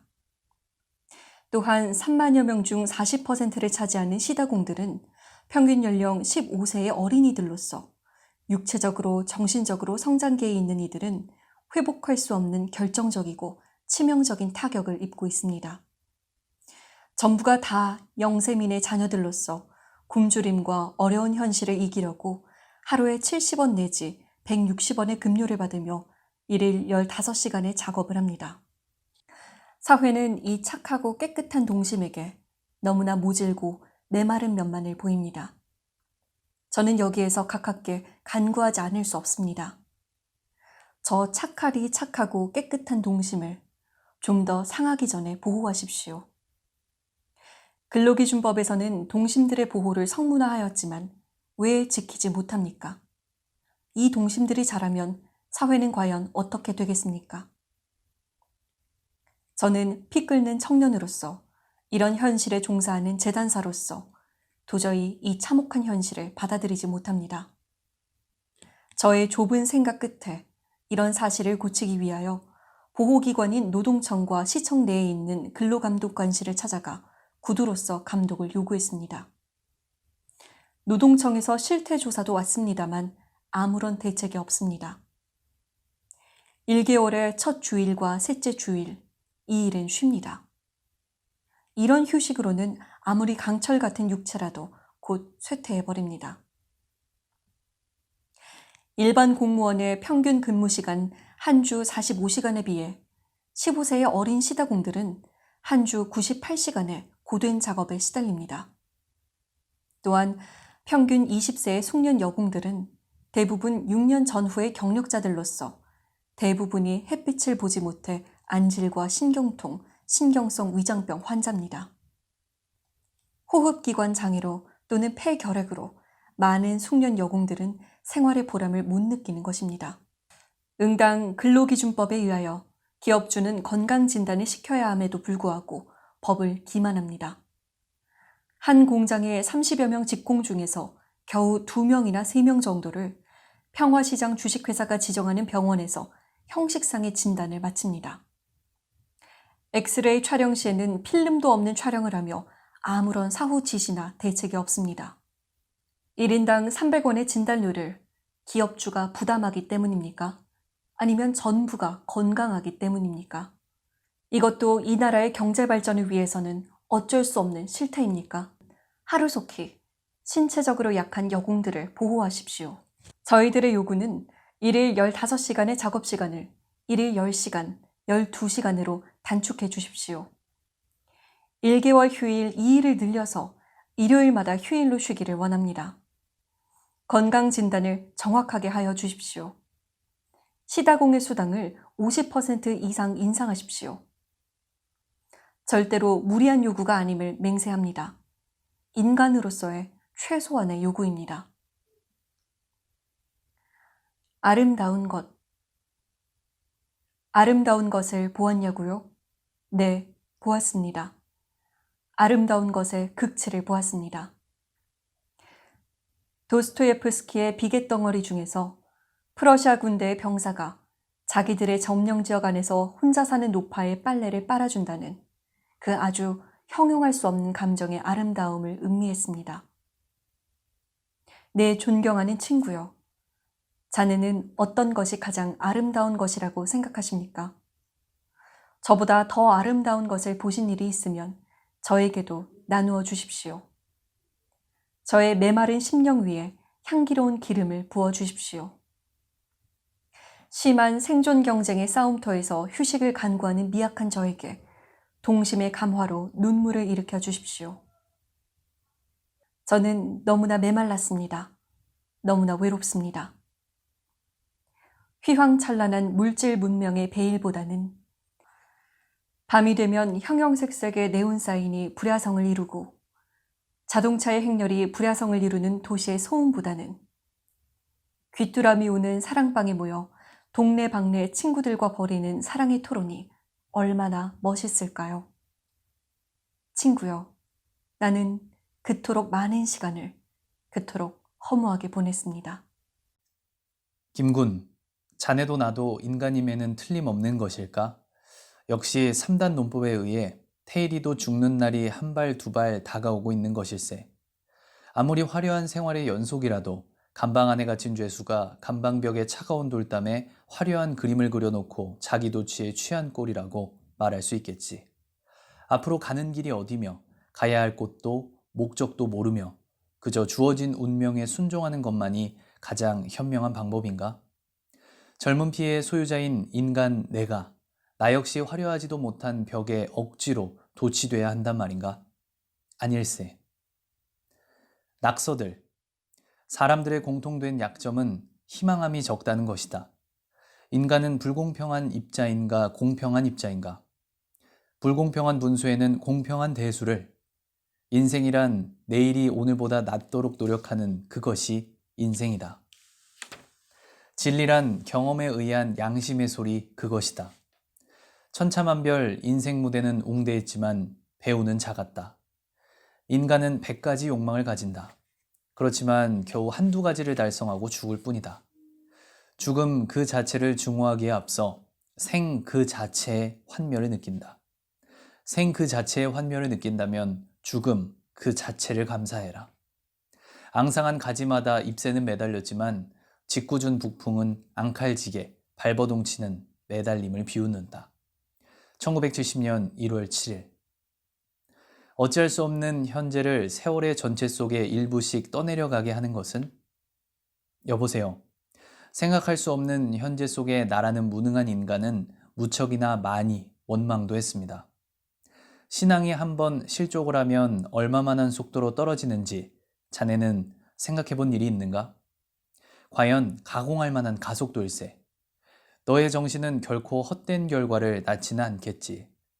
현 시점에서 내가, 인간 테일이가 취해야 할 가장 올바른 방향은 어느 길이냐? 사나의 희망은 태양같이 부글거리지만 너무나 독단적인 이상인지 출발을 못하는구나. 인정돼야 한다. 그럼으로써 존재한다. 인생은 연극이다. 그런 고로 될 수 있는 대로 슬픈 연기를 하지 말고 자기 양심의 가책을 받지 않는 대중을 위한 연기를 하자. 그는 생각한다. 그는 생각한다. 그리고 환멸과 자기 자신의 나약한 소리를 증오하면서 인간의 둘레를 얽어매고 있는, 인간이 만든 빠져나올 수 없는 인간 본질의 희망을 말살시키고 있는 모든 타율적인 구속을. 그는 생각한다. 이 세상 어느 곳에서 누구를 지적하여 인간상의 표준을 삼을 것인가? 인간의 참 목적인 평화와 희락을 추구하는 과정에서 그는 생각한다. 인간은 어딘가 잘못 가고 있는 것 같다고. 생존하는 목적의 본질이 희미함을 다행으로 생각하는 세대. 흐린 탕류 속에서 어쩔 수 없이 존재한다고 생각하는 세대. 자기 자신의 무능한 행위의 결과를 타인이 책임져야 한다고 생각하는 세대. 나의 또 다른 나들이여. 생각해야 할 것을 생각함으로 그대들의 존재가 인정받고 있다는 것을 아는가? 한 영혼의 절규를 외면하기 이전에 자기 자신의 심적 더러움을 점거해 본 일이 있는가? 1969년 12월 31일의 일기. 왜 안 된단 말이냐? 여러분, 친애하는 시민 여러분, 대단히 감사합니다. 끝에서부터 끝까지, 처음부터 끝까지 많이 관람하시고 만장의 대성황을 이루어주셔서 대단히 감사합니다. 1969년 12월 31일. 올해와 같은 내년을 남기지 않기 위하여 나는 결단코 투쟁하련다. 역사는 증명한다. 중간치기 비행기 좌석표는 필요 없다. 마차의 차부를 원하오. 평화시장 주식회사 핑글핑글 도는 의자 회전 의자는 내 마음속에 있는 생각도 정리 못하는 내가 어찌하여 대망을 바라고 사회 정화의 선구자가 되려고 한단 말이냐. 모범업체 설립의 꿈과 죽음의 예감 사이. 1970년 전태일이 올해와 같은 내년을 남기지 않기 위하여 결단코 투쟁하련다고 맹세한 바로 그 해가 돌아왔다. 그리고 이 해는 그의 생애의 마지막 해가 된다. 이해 3월 달에 그의 일기장에는 근로기준법을 준수하여 종업원들에게 인간다운 대우를 해주는 모범적인 피복업체를 만들기 위한 구상과 방대한 계획서가 기록되어 있다. 여기에 소개하는 것은 그 계획서 첫머리에 있는 일종의 개요에 해당하는 부분이다. 진심으로 하고 싶은 일, 무엇을? 제품 개통에서 근로자를 위해서 근로기준법을 준수하는 일. 누구와? 제품 개통에 종사하는 어린 기능공들과. 언제? 1970년 음력 6월달 이전에. 어디서? 서울 평화시장에서. 이 일을 하려면 어떤 방법을 택할 것인가? 1969년 4월달부터 이 일을 본격적으로 시작했다. 이 문제는 1968년 12월 달에 착상한 것이다. 나 자신이 꼭 해야 될 일로 생각했다. 그러나 1969년 서울특별시 근로감독관실에 진정서를 제출했으나 심사도 받지 못하고 말았다. 나 자신이 너무 어리다고 무시했기 때문이다. 나 자신이 직접 제품 사업을 시작해서 정당한 세금을 물고 기능공을 기계와 다른 인간적인 배움의 정령에 있는 소년, 소녀로서 여기에 합당한 대우를 하고도 사업을 성공시켜 나갈 수 있다는 것을 사회의 여러 경제인, 특히 평화시장 제품 개통의 사업주에게 인식시키기 위함이다. A. 첫째는 사업 자금을 구하여야 하기 때문에 사회의 여러 독지가들에게 나의 목적하는 바를 이해시키고 자금을 구하는 것이다. 사회는 보통 사람들이 생각하는 것처럼 그렇게 궁색하고 메마르지 않은 것을 믿기 때문이다. 각자가 다 해방과 6.25를 겪은 강박관념을 떨쳐버리지 못하기 때문에 일어나는 정신적인 오해이다. 나는 사업 계획을 세워놓았고 나를 도와서 일할 사람이 주위에 있다. 때문에 사업 자금만 준비되면 일의 80% 이상을 행한 거나 다름없다. B. 자금을 구하기 위하여. 1. 나는 학력이 없으므로 대학 동창이 없다. 또한 집안 친척들 중에도 나에게 필요한 만큼의 자금을 댈 만한 사람이 없다. 그러므로 나의 가진 것 중에서 사회에 내놓을 것이라고는 사회가 필요로 하는 것, 즉 한쪽 눈을 사회에 봉사하는 것이다.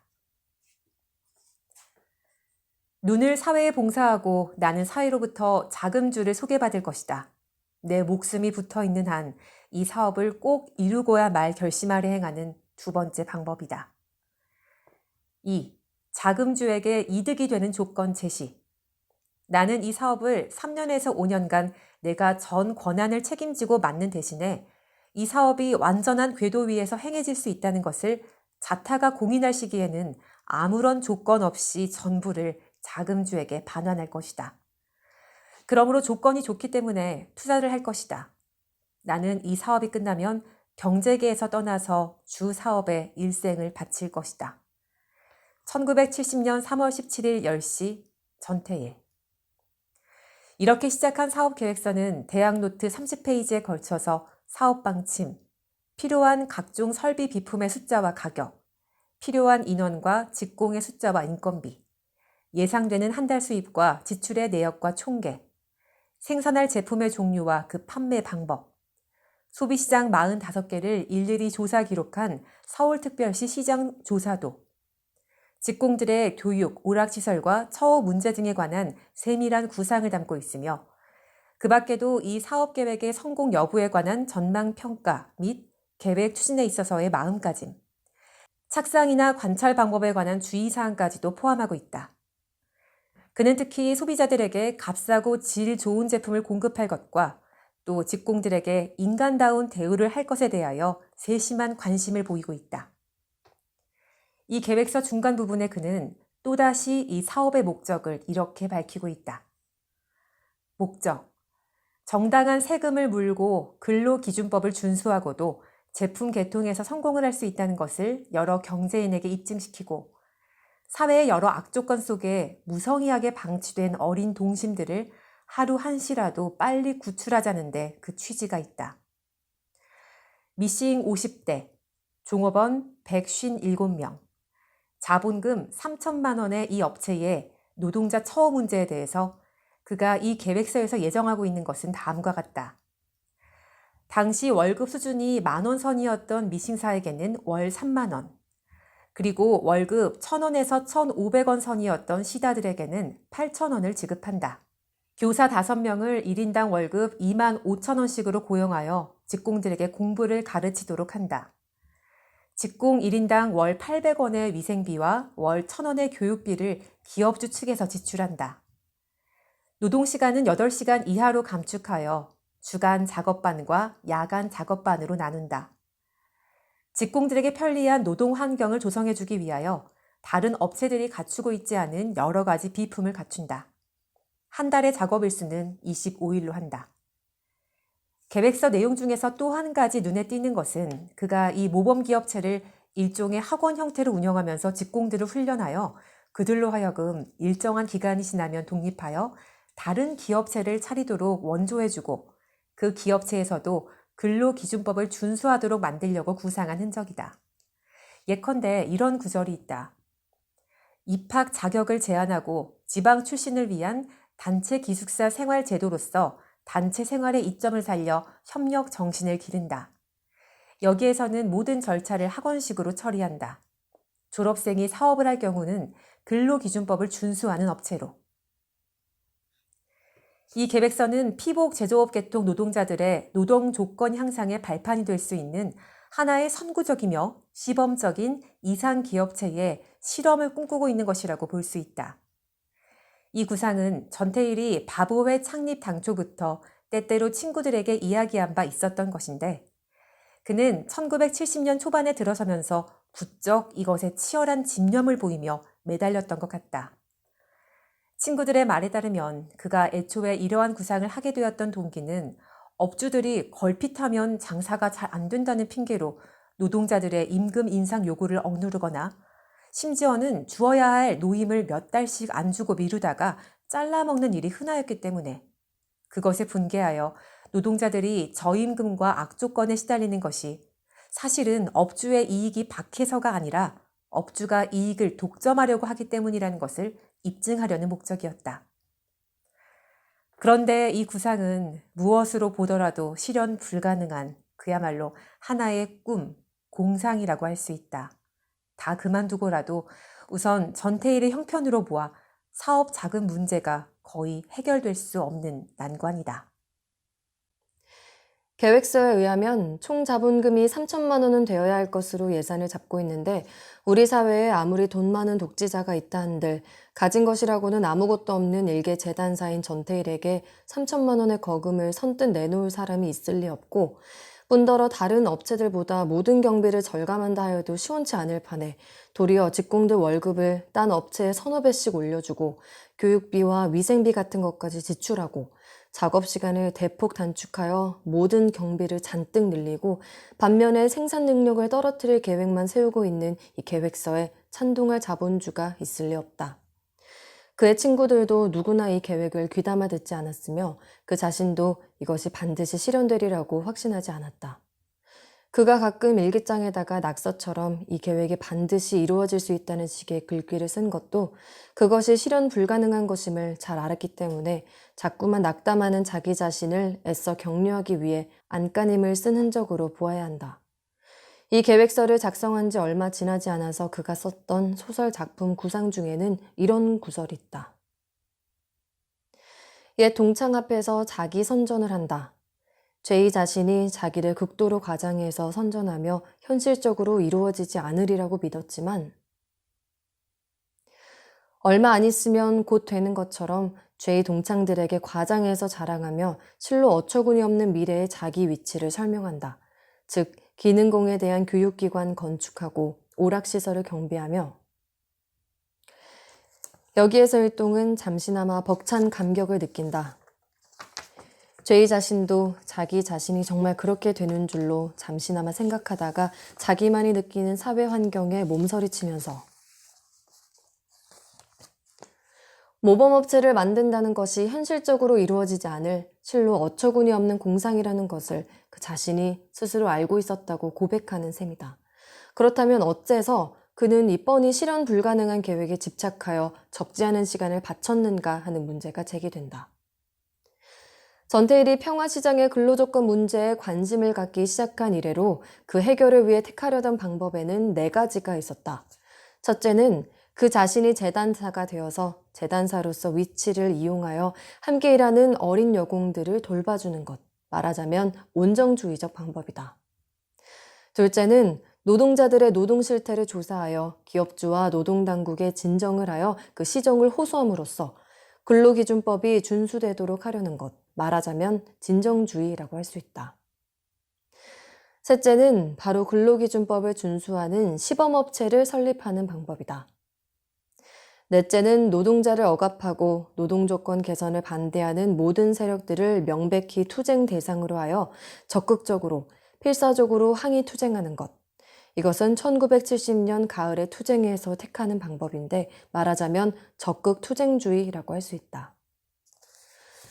그런데 이 중 첫 번째 것은 앞에서도 보았듯이 전태일이 본격적으로 노동운동에 나설 결심을 하기 이전에 품었던 생각으로 이것은 평화시장 일대의 전반적인 노동조건을 개선한다는 문제와는 거리가 있는 것으로 보아야 하며 그마저도 뜻대로 이루어질 수 없다는 것을 전태일은 곧 깨달았다.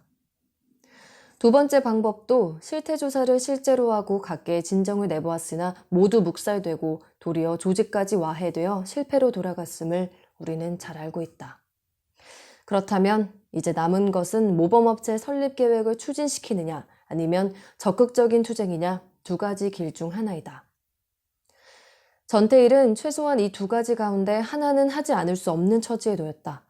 그것은 물론 그가 평화시장의 참혹한 노동지옥을 타파한다는 과제를 절대로 포기할 수 없었기 때문이며 그 길밖에는 어떠한 긍지 있는 삶의 길도 발견할 수 없었기 때문이다. 그런데 적극적인 투쟁으로서 취할 수 있는 구체적인 투쟁 형태는 대체로 데모나 파업 등인데 이런 것들이 과연 성과 있게 실현될 수 있으리라고 예견하기에는 현실의 벽이 너무나 두터웠다. 전태일은 그것을 뼈저리게 느끼고 있었던 것 같다. 바보의 시절부터 그는 간간히 친구들에게 데모니 파업이니 하는 이야기를 했다. 1969년도는 이른바 삼선 개헌 파동으로 학생들의 데모가 잦은 해였는데 이때 전태일은 데모 광경을 여러 차례 목격하면서 깊은 충격을 받았던 것 같다.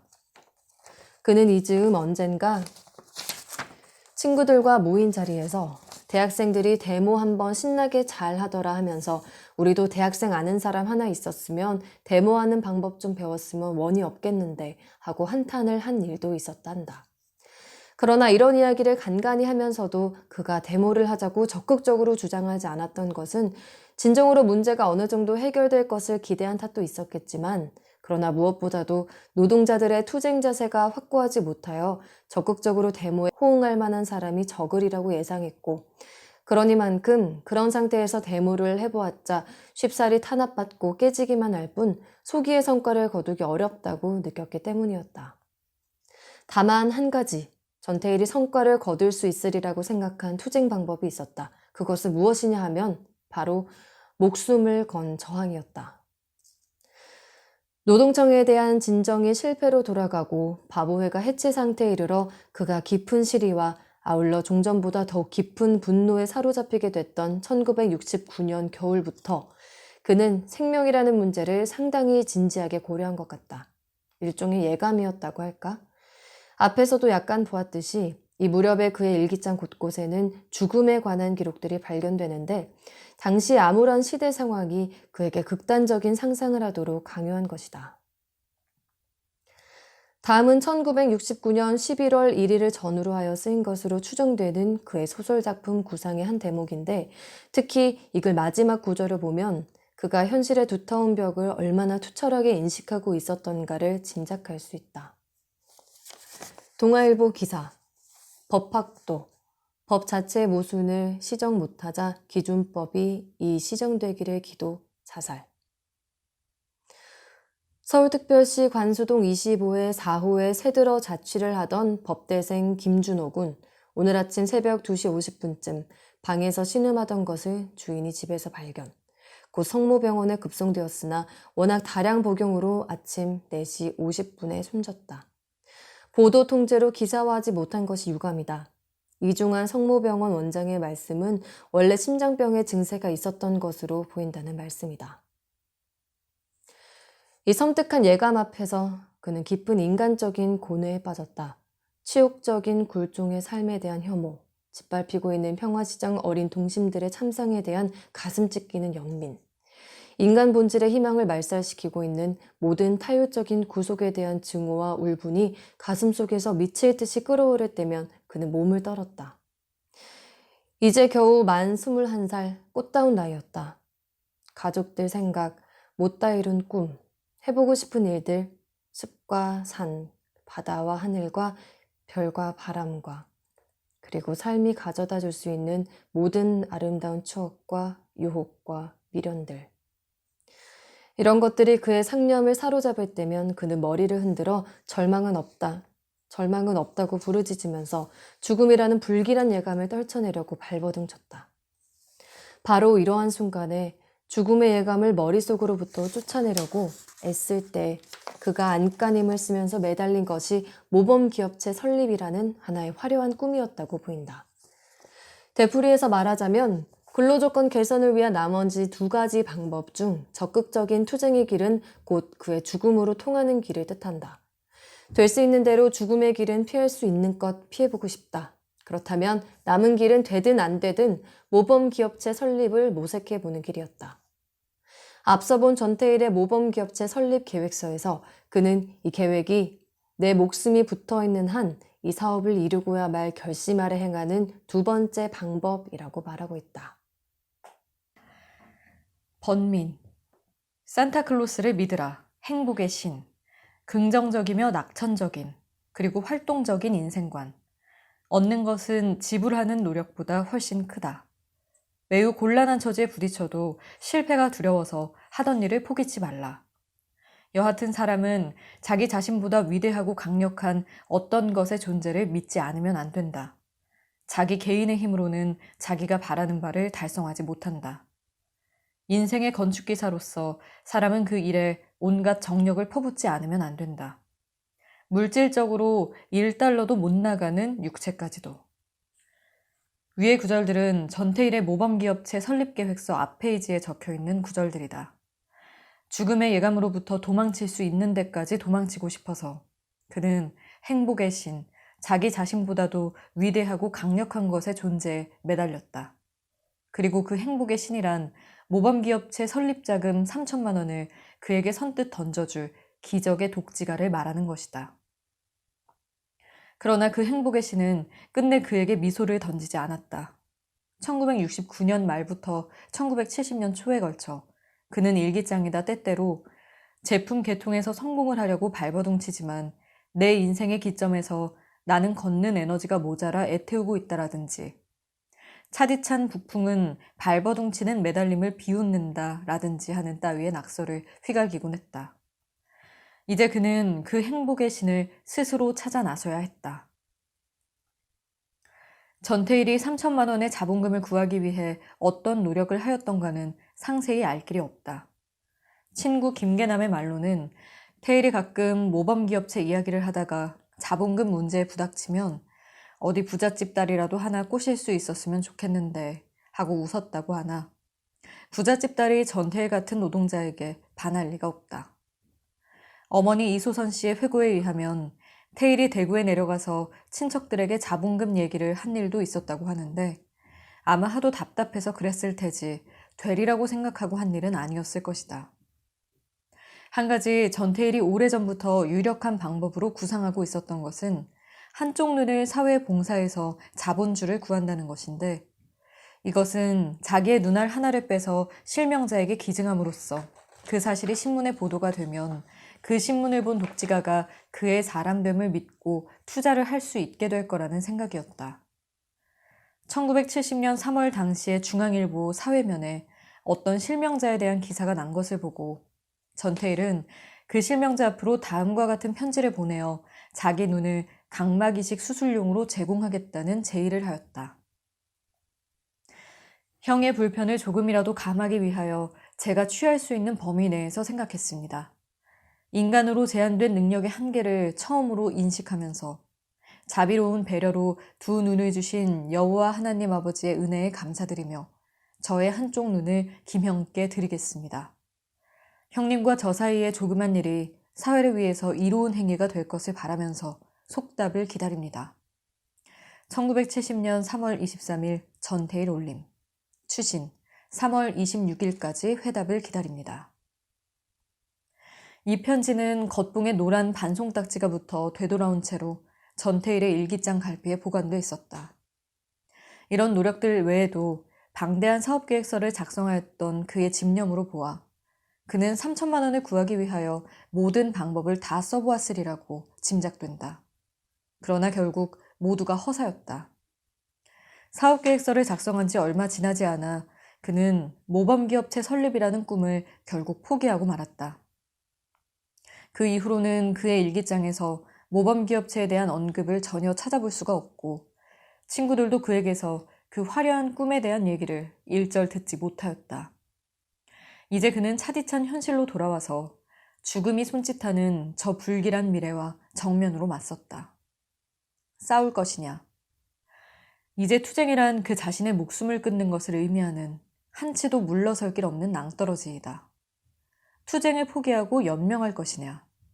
그것은 평화시장에 파괴되고 있는 동심들을 외면하고 아니 인간성을 파괴하는 현실 앞에 굴복하고 그 아래에서 굴종의 삶을 감수한다는 것을 뜻한다. 젊은 피의 소유자인 내가 화려하지도 못한 벽에 억지로 도취하여야 한단 말이냐. 전태일은 괴로웠다. 그는 번민에 번민을 거듭하였다. 말수도 적어졌다. 친구들도 만나지 않았다. 한동안은 일기도 쓰지 않았다. 그런데 동네 빚쟁이들은 매일같이 찾아와서 그를 들볶았다. 어느 날인가는 한 빚쟁이가 전태일에게 남의 빚 내다 쓰고 안 갚는 놈은 쥐약 먹고 자살하는 게 낫다고 저주를 퍼부었던 일을 그의 어머니는 아직도 잊지 못하고 있다. 1970년 5월경에는 시청에서 무허가 건물 철거반까지 파견되어 나와서 그가 살던 집을 헐었다. 당장 잠자리는 있어야 하니 전태일은 어머니와 함께 낮에 헐렸던 집을 밤이면 다시 지었다. 블록과 나무 판자 몇 개로 얼기설기 조립한 집이니 하룻밤 사이면 다 지을 수 있었는데 짓고 나면 바로 그 다음 날이나 혹은 2, 3일 뒤쯤 되어 또다시 철거반차가 들이닥쳐 다 부숴버렸다. 이렇게 그의 집은 7번 헐렸다가 7번 다시 지어졌는데 그동안의 전태일은 다소 생기를 되찾은 것 같았다. 그는 철거반이 와서 힐난하면 법이 어떻게 되었든 살기 위해서 집 짓는 것이니 죄될 것 없다고 항변하곤 하였고 한 번씩 헐렸다가 다시 지을 때마다 안방을 점점 더 크게 만들었다. 어머니가 까닭을 물으면 앞으로 노동자들이 모여서 회의할 방이니 크게 짓는다고 대답했다. 그러나 이러한 사이에도 전태일의 번민은 견딜 수 없을 정도로 깊어져 갔다. 봄철이라 피복 제품의 성수기였음에도 불구하고 그는 이제는 남대문, 구로동 등지를 돌아다니며 돈벌이를 해볼 생각도 하지 않았다. 머리도 몇 달씩 깎지 않아 텁수룩하였다. 그해 4월 말경 어느 날 그는 어머니에게 뺑뺑이 집에 앉아서 밥 먹고 있으려니 견딜 수 없다고 하면서 임마뉴엘 수도원 원장에게 이야기해서 거기에 좀 가 있게 해달라고 부탁했다. 임마뉴엘 수도원이란 삼각산 기슭에 자리 잡고 있는 작은 기도원인데 때마침 그곳에서는 교회 신축 공사가 한창 진행되고 있었다. 전태일의 어머니는 그 당시 창동에 있는 한 교회에 다니고 있었는데 임마뉴엘 원장을 거기서 알게 되어 가깝게 지내고 있던 터였다. 태일의 부탁은 임마뉴엘의 건물 신축 공사장에서 인부 노릇을 하며 밥을 먹게 해달라는 것이었다. 어머니는 아들이 산중에서 그 힘든 공사판 인부 노릇을 하겠다는 게 아무래도 마음이 내키지 않아 만류해 보았으나 태일이 이대로 있다가는 병날 것 같다면서 부득부득 졸라대자 결국 그가 부탁한 대로 하였다. 이렇게 하여 전태일은 그로부터 약 5개월 동안을 삼각산에서 생활하였다. 삼각산으로 떠나는 전태일의 마음은 납덩이처럼 무거웠다. 그는 죽음을 생각하기 위해서 떠나는 것이다. 이 당시 그는 이미 자신이 죽는 경우를 가정하여 유서까지 써놓은 뒤였다. 이제 날카로울 대로 날카로워진 그의 신경을 더욱 들볶아대는 주위에 견딜 수 없는 모든 소란과 잡담으로부터 벗어나 산속에서 묵묵히 노동을 하면서 죽음의 결단을 내리려 떠나는 것이다. 태일은 전송하는 어머니의 얼굴을 똑바로 쳐다볼 수가 없었다. 형과 같이 가겠다면서 삼각산까지 따라온 동생 태삼이를 보고 그는 도로 내려가서 내 없는 동안 구두 닦으면서 어머니 잘 모시고 있으라고 간절히 당부를 했다. 삼각산에 올라온 전태일은 다른 일꾼들보다 유난히 말이 적었다. 그저 묵묵히 노동만 했다. 낮이면 바위를 깨서 집터를 닦고 석재를 만들고 우물을 파는 일, 밤이면 남대문 시장까지 내려와 목재를 리어카에 실어 나르기를 밤 12시까지 계속하였다. 그리고 틈틈이 시간이 나면 지하실에 내려가 산에 올라올 때 가지고 왔던 근로기준법 책을 읽었다. 일은 누구보다도 열심히 하였는데 이것은 빨리 끝내고 제 시간을 갖기 위해서였다. 바위를 깨다가 손을 다쳐 손장갑이 벌겋게 피로 물든 적도 있었다. 이 당시 임마뉴엘 수도원에는 목사 한 사람이 묵고 있었는데 전태일은 그 목사와 때때로 성경 원리에 관한 토론을 하였고 그러다가 의견이 맞지 않아 다툰 일도 많았다. 삼각산에 있는 동안 전태일은 여러 차례 남대문 시장까지 왔다 갔다 하면서도 집에는 별로 들르지 않았다. 한 번은 그의 어머니가 옷가지와 먹을 것을 가지고 삼각산으로 찾아왔다. 그 사이에 머리를 한 번도 깎지 않아 몇 달 사이에 더욱 길게 자란 귀신 더벅머리를 한 아들의 몰골을 보고 어머니는 이발하라고 돈 500원을 주었다. 그랬더니 그는 태삼이 신발이 다 해졌던데 신발이나 한 켤레 사주시라고 하면서 기어이 그 돈을 되돌려 주었다. 8월 초순 어느 날 태일은 집에 한번 들렀다. 원장이 작업법 사입을 하고 주더라면서 돈 5,000원을 꺼내어 어머니에게 드리며 저쪽 방 새놓으려면 장판을 깔아야 할 테니 이 돈으로 장판을 사시라고 하였다. 다시 공사장으로 돌아가면서 그는 이제 곧 아주 내려오겠다는 말을 남겼다. 결단.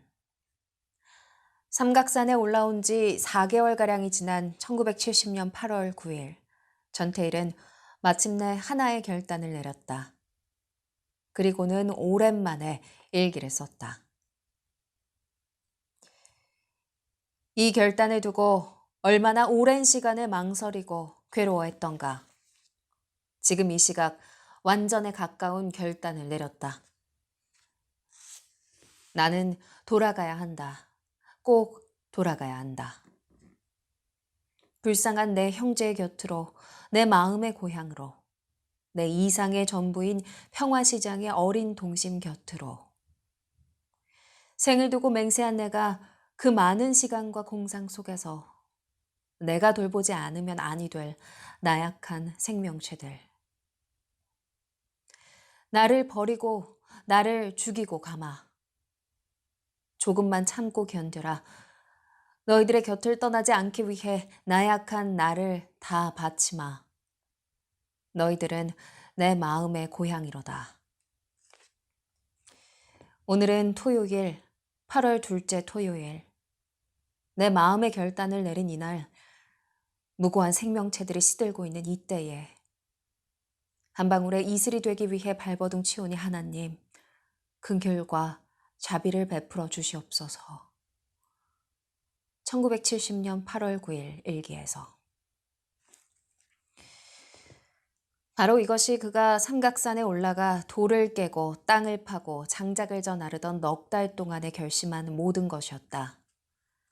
1970년 8월 9일 나는 돌아가야 한다고, 꼭 돌아가야 한다고 오랜 망설임 끝에 전태일이 내린 이 결단은 20여 년 동안 그가 겪어온 그 지독한 가난과 고통과 학대와 모멸을 벗어나기 위한 피할 수 없는 선택이었다.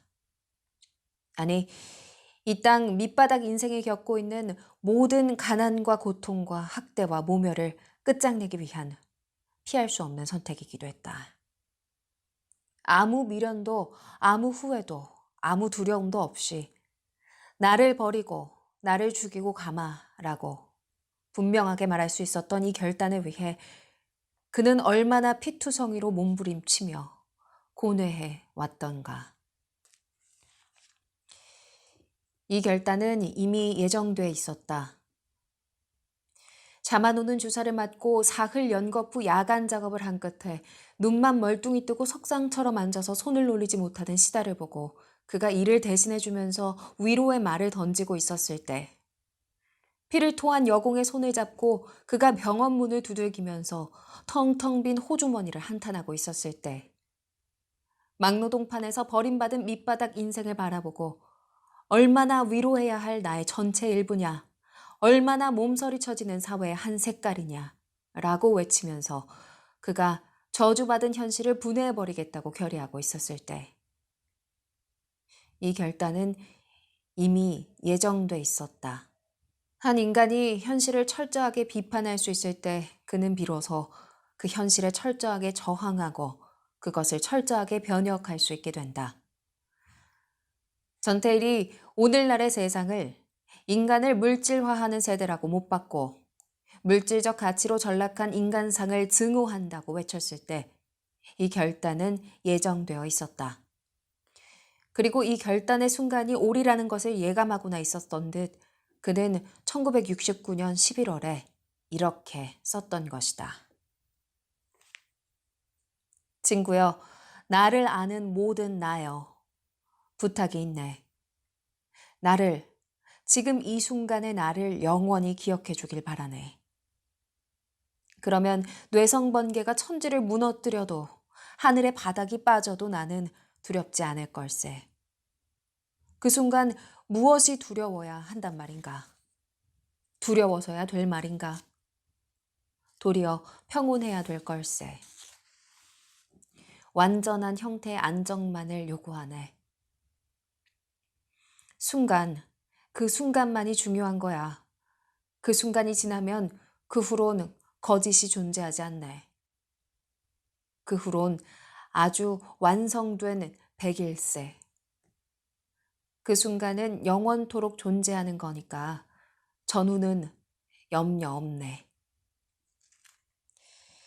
이 글을 쓴 후로 9개월이 지나서 그는 완전에 가까운 결단을 내렸다고 쓰고 있다.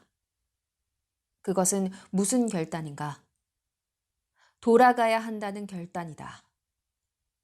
거짓이 존재하지 않는 그 완전한 결단을 위해 다시 현실 속으로, 다시 평화시장에 짓밟힌 동심들 곁으로, 아무리 외면하려고 애써도 끝내 외면할 수 없었던 저 버림받은 목숨들의 신음과 탄식과 통곡의 현장 속으로 다시 돌아가겠다는 결단이었다. 그것은 다만 존재하기 위한 대가로 물질적 가치로 전락하는 것을 거부하고 노예의 삶의 모든 굴욕과 허위와 유혹을 떨쳐버리고 아무리 순환과 고통과 외로움으로 가득 찬 가시밭길일지라도 인간성을 위해 싸우는 존엄한 인간의 길로 기어이 돌아가겠다는 결단이었다. 소시민적인 안일한 삶에 연연하는 일부의 지식인이나 종교인들이 상투적으로 억눌린 사람들의 고통에 동참하겠다고 선언할 때 우리는 그것이 그야말로 단순한 동참, 억눌린 사람들의 주위에서 얼쩡거리며 배회하는 데서 끝나는 것을 흔히 본다. 전태일의 경우 돌아가겠다고 하는 것은 결코 이런 식의 어정쩡한 얘기가 아니었다. 그것은 목숨을 들어 돌아감을 뜻하는 것이었다. 그것은 한치도 물러설 수 없는 투쟁, 타협 없는 투쟁, 한 인간의 모든 것을 아낌없이 거는 단호한 투쟁을 의미하는 것이었다. 그는 내 이상의 전부인 평화시장의 어린 동심 곁으로 라고 말하였다. 평화시장의 어린 동심들을 구출하는 것이 이 이상의 전부라고 말할 수 있는 이 심정의 단순함, 이 단호함, 이 절절함이야말로 그의 결단이 어떠한 것인지를 말해주는 것이다. 이제 전태일에게 평화시장의 어린 동심을 위한 투쟁이란 곧 비인간적인 현실에 의해 파괴돼 가고 있는 모든 인간상을 위한 투쟁을 뜻하는 것이다.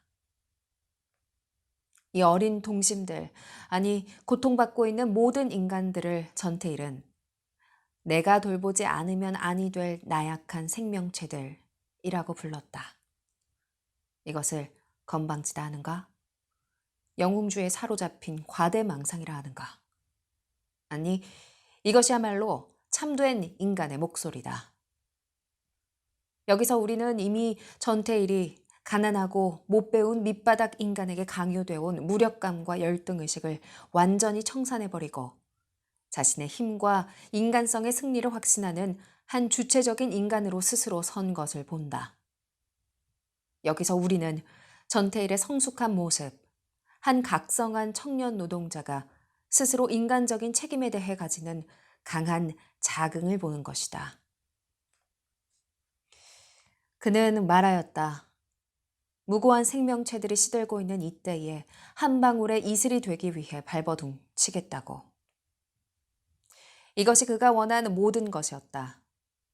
이것이 그의 사랑이었고, 이것이 그의 슬픔이었고, 이것이 그의 법열이었다. 오직 한 방울의 이슬이 되기 위해 그는 자신의 삶의 모든 것을 던져야 했다. 한 인간이 아무리 고양된 감정으로, 아무리 절절한 언어로 투쟁을 결의한다 해도 그가 나를 버리고 나를 죽이고 가마 라고 말하지 않는다면 완전한 결단이 아니다. 그 언젠가는 가혹한 현실의 벽, 생사의 벽에 부딪혀 힘없이 허물어지고야 말 헛맹세이다. 그 언젠가는 가혹한 현실의 벽, 생사의 벽에 부딪혀 힘없이 허물어지고야 말 헛맹세다. 삶의 문제는 결국 죽음의 문제며 죽음의 문제는 결국 삶의 문제다. 비인간의 삶에 미련을 갖는 자는 결코 인간으로 살 수 없다. 전태일이 죽음을 각오한 투쟁을 결단할 수 있었던 것은 그가 비인간의 삶에 대한 온갖 미련을 떨쳐버릴 수 있었기 때문이었다. 그가 이 사회의 밑바닥에서 겪고 봐온 비인간의 삶은 너무나도 지긋지긋하고 답답한 것이었다. 그것을 철저하게 인식했을 때 그는 그것을 철저하게 증오하지 않을 수 없었다. 그는 비인간적인 현실의 덩어리에 뭉쳐지기를 원하지 않는다고 외쳤다. 그는 죽음 그 자체를 두려워하기 전에 비인간의 삶 그 자체의 환멸을 느낀다고 고백했다. 그리고는 아주 분명하게 나를 버리고 나를 죽이고 가마라고 말하였다. 그는 그러기에 마침내 모든 것을 버릴 수가 있었다. 그가 끝내 버릴 수 없었던 것은, 끝내 버려서는 안 된다고 확인했던 것은 그의 마음의 고향, 저 인간 시장의 현장에서 학대받고 수모당하고 짓밟혀 파괴되고 있는 인간성을 위한 투쟁의 길뿐이었다. 이제 마음의 준비는 끝났다. 오직 거짓이 없는 그 결단대로, 아무 두려움도 남지 않는 그 완전한 결단대로 그는 이제 돌아가야 한다. 여기서 전태일 사상은 완결되었다. 남은 것은 오직 행동뿐, 불꽃 같은 행동뿐. 한 병약한 인간이 어떠한 굴종의 성체도 파괴해버리는 저 처절한 분노와 사랑의 불길을 여러분은 곧 보게 될 것이다.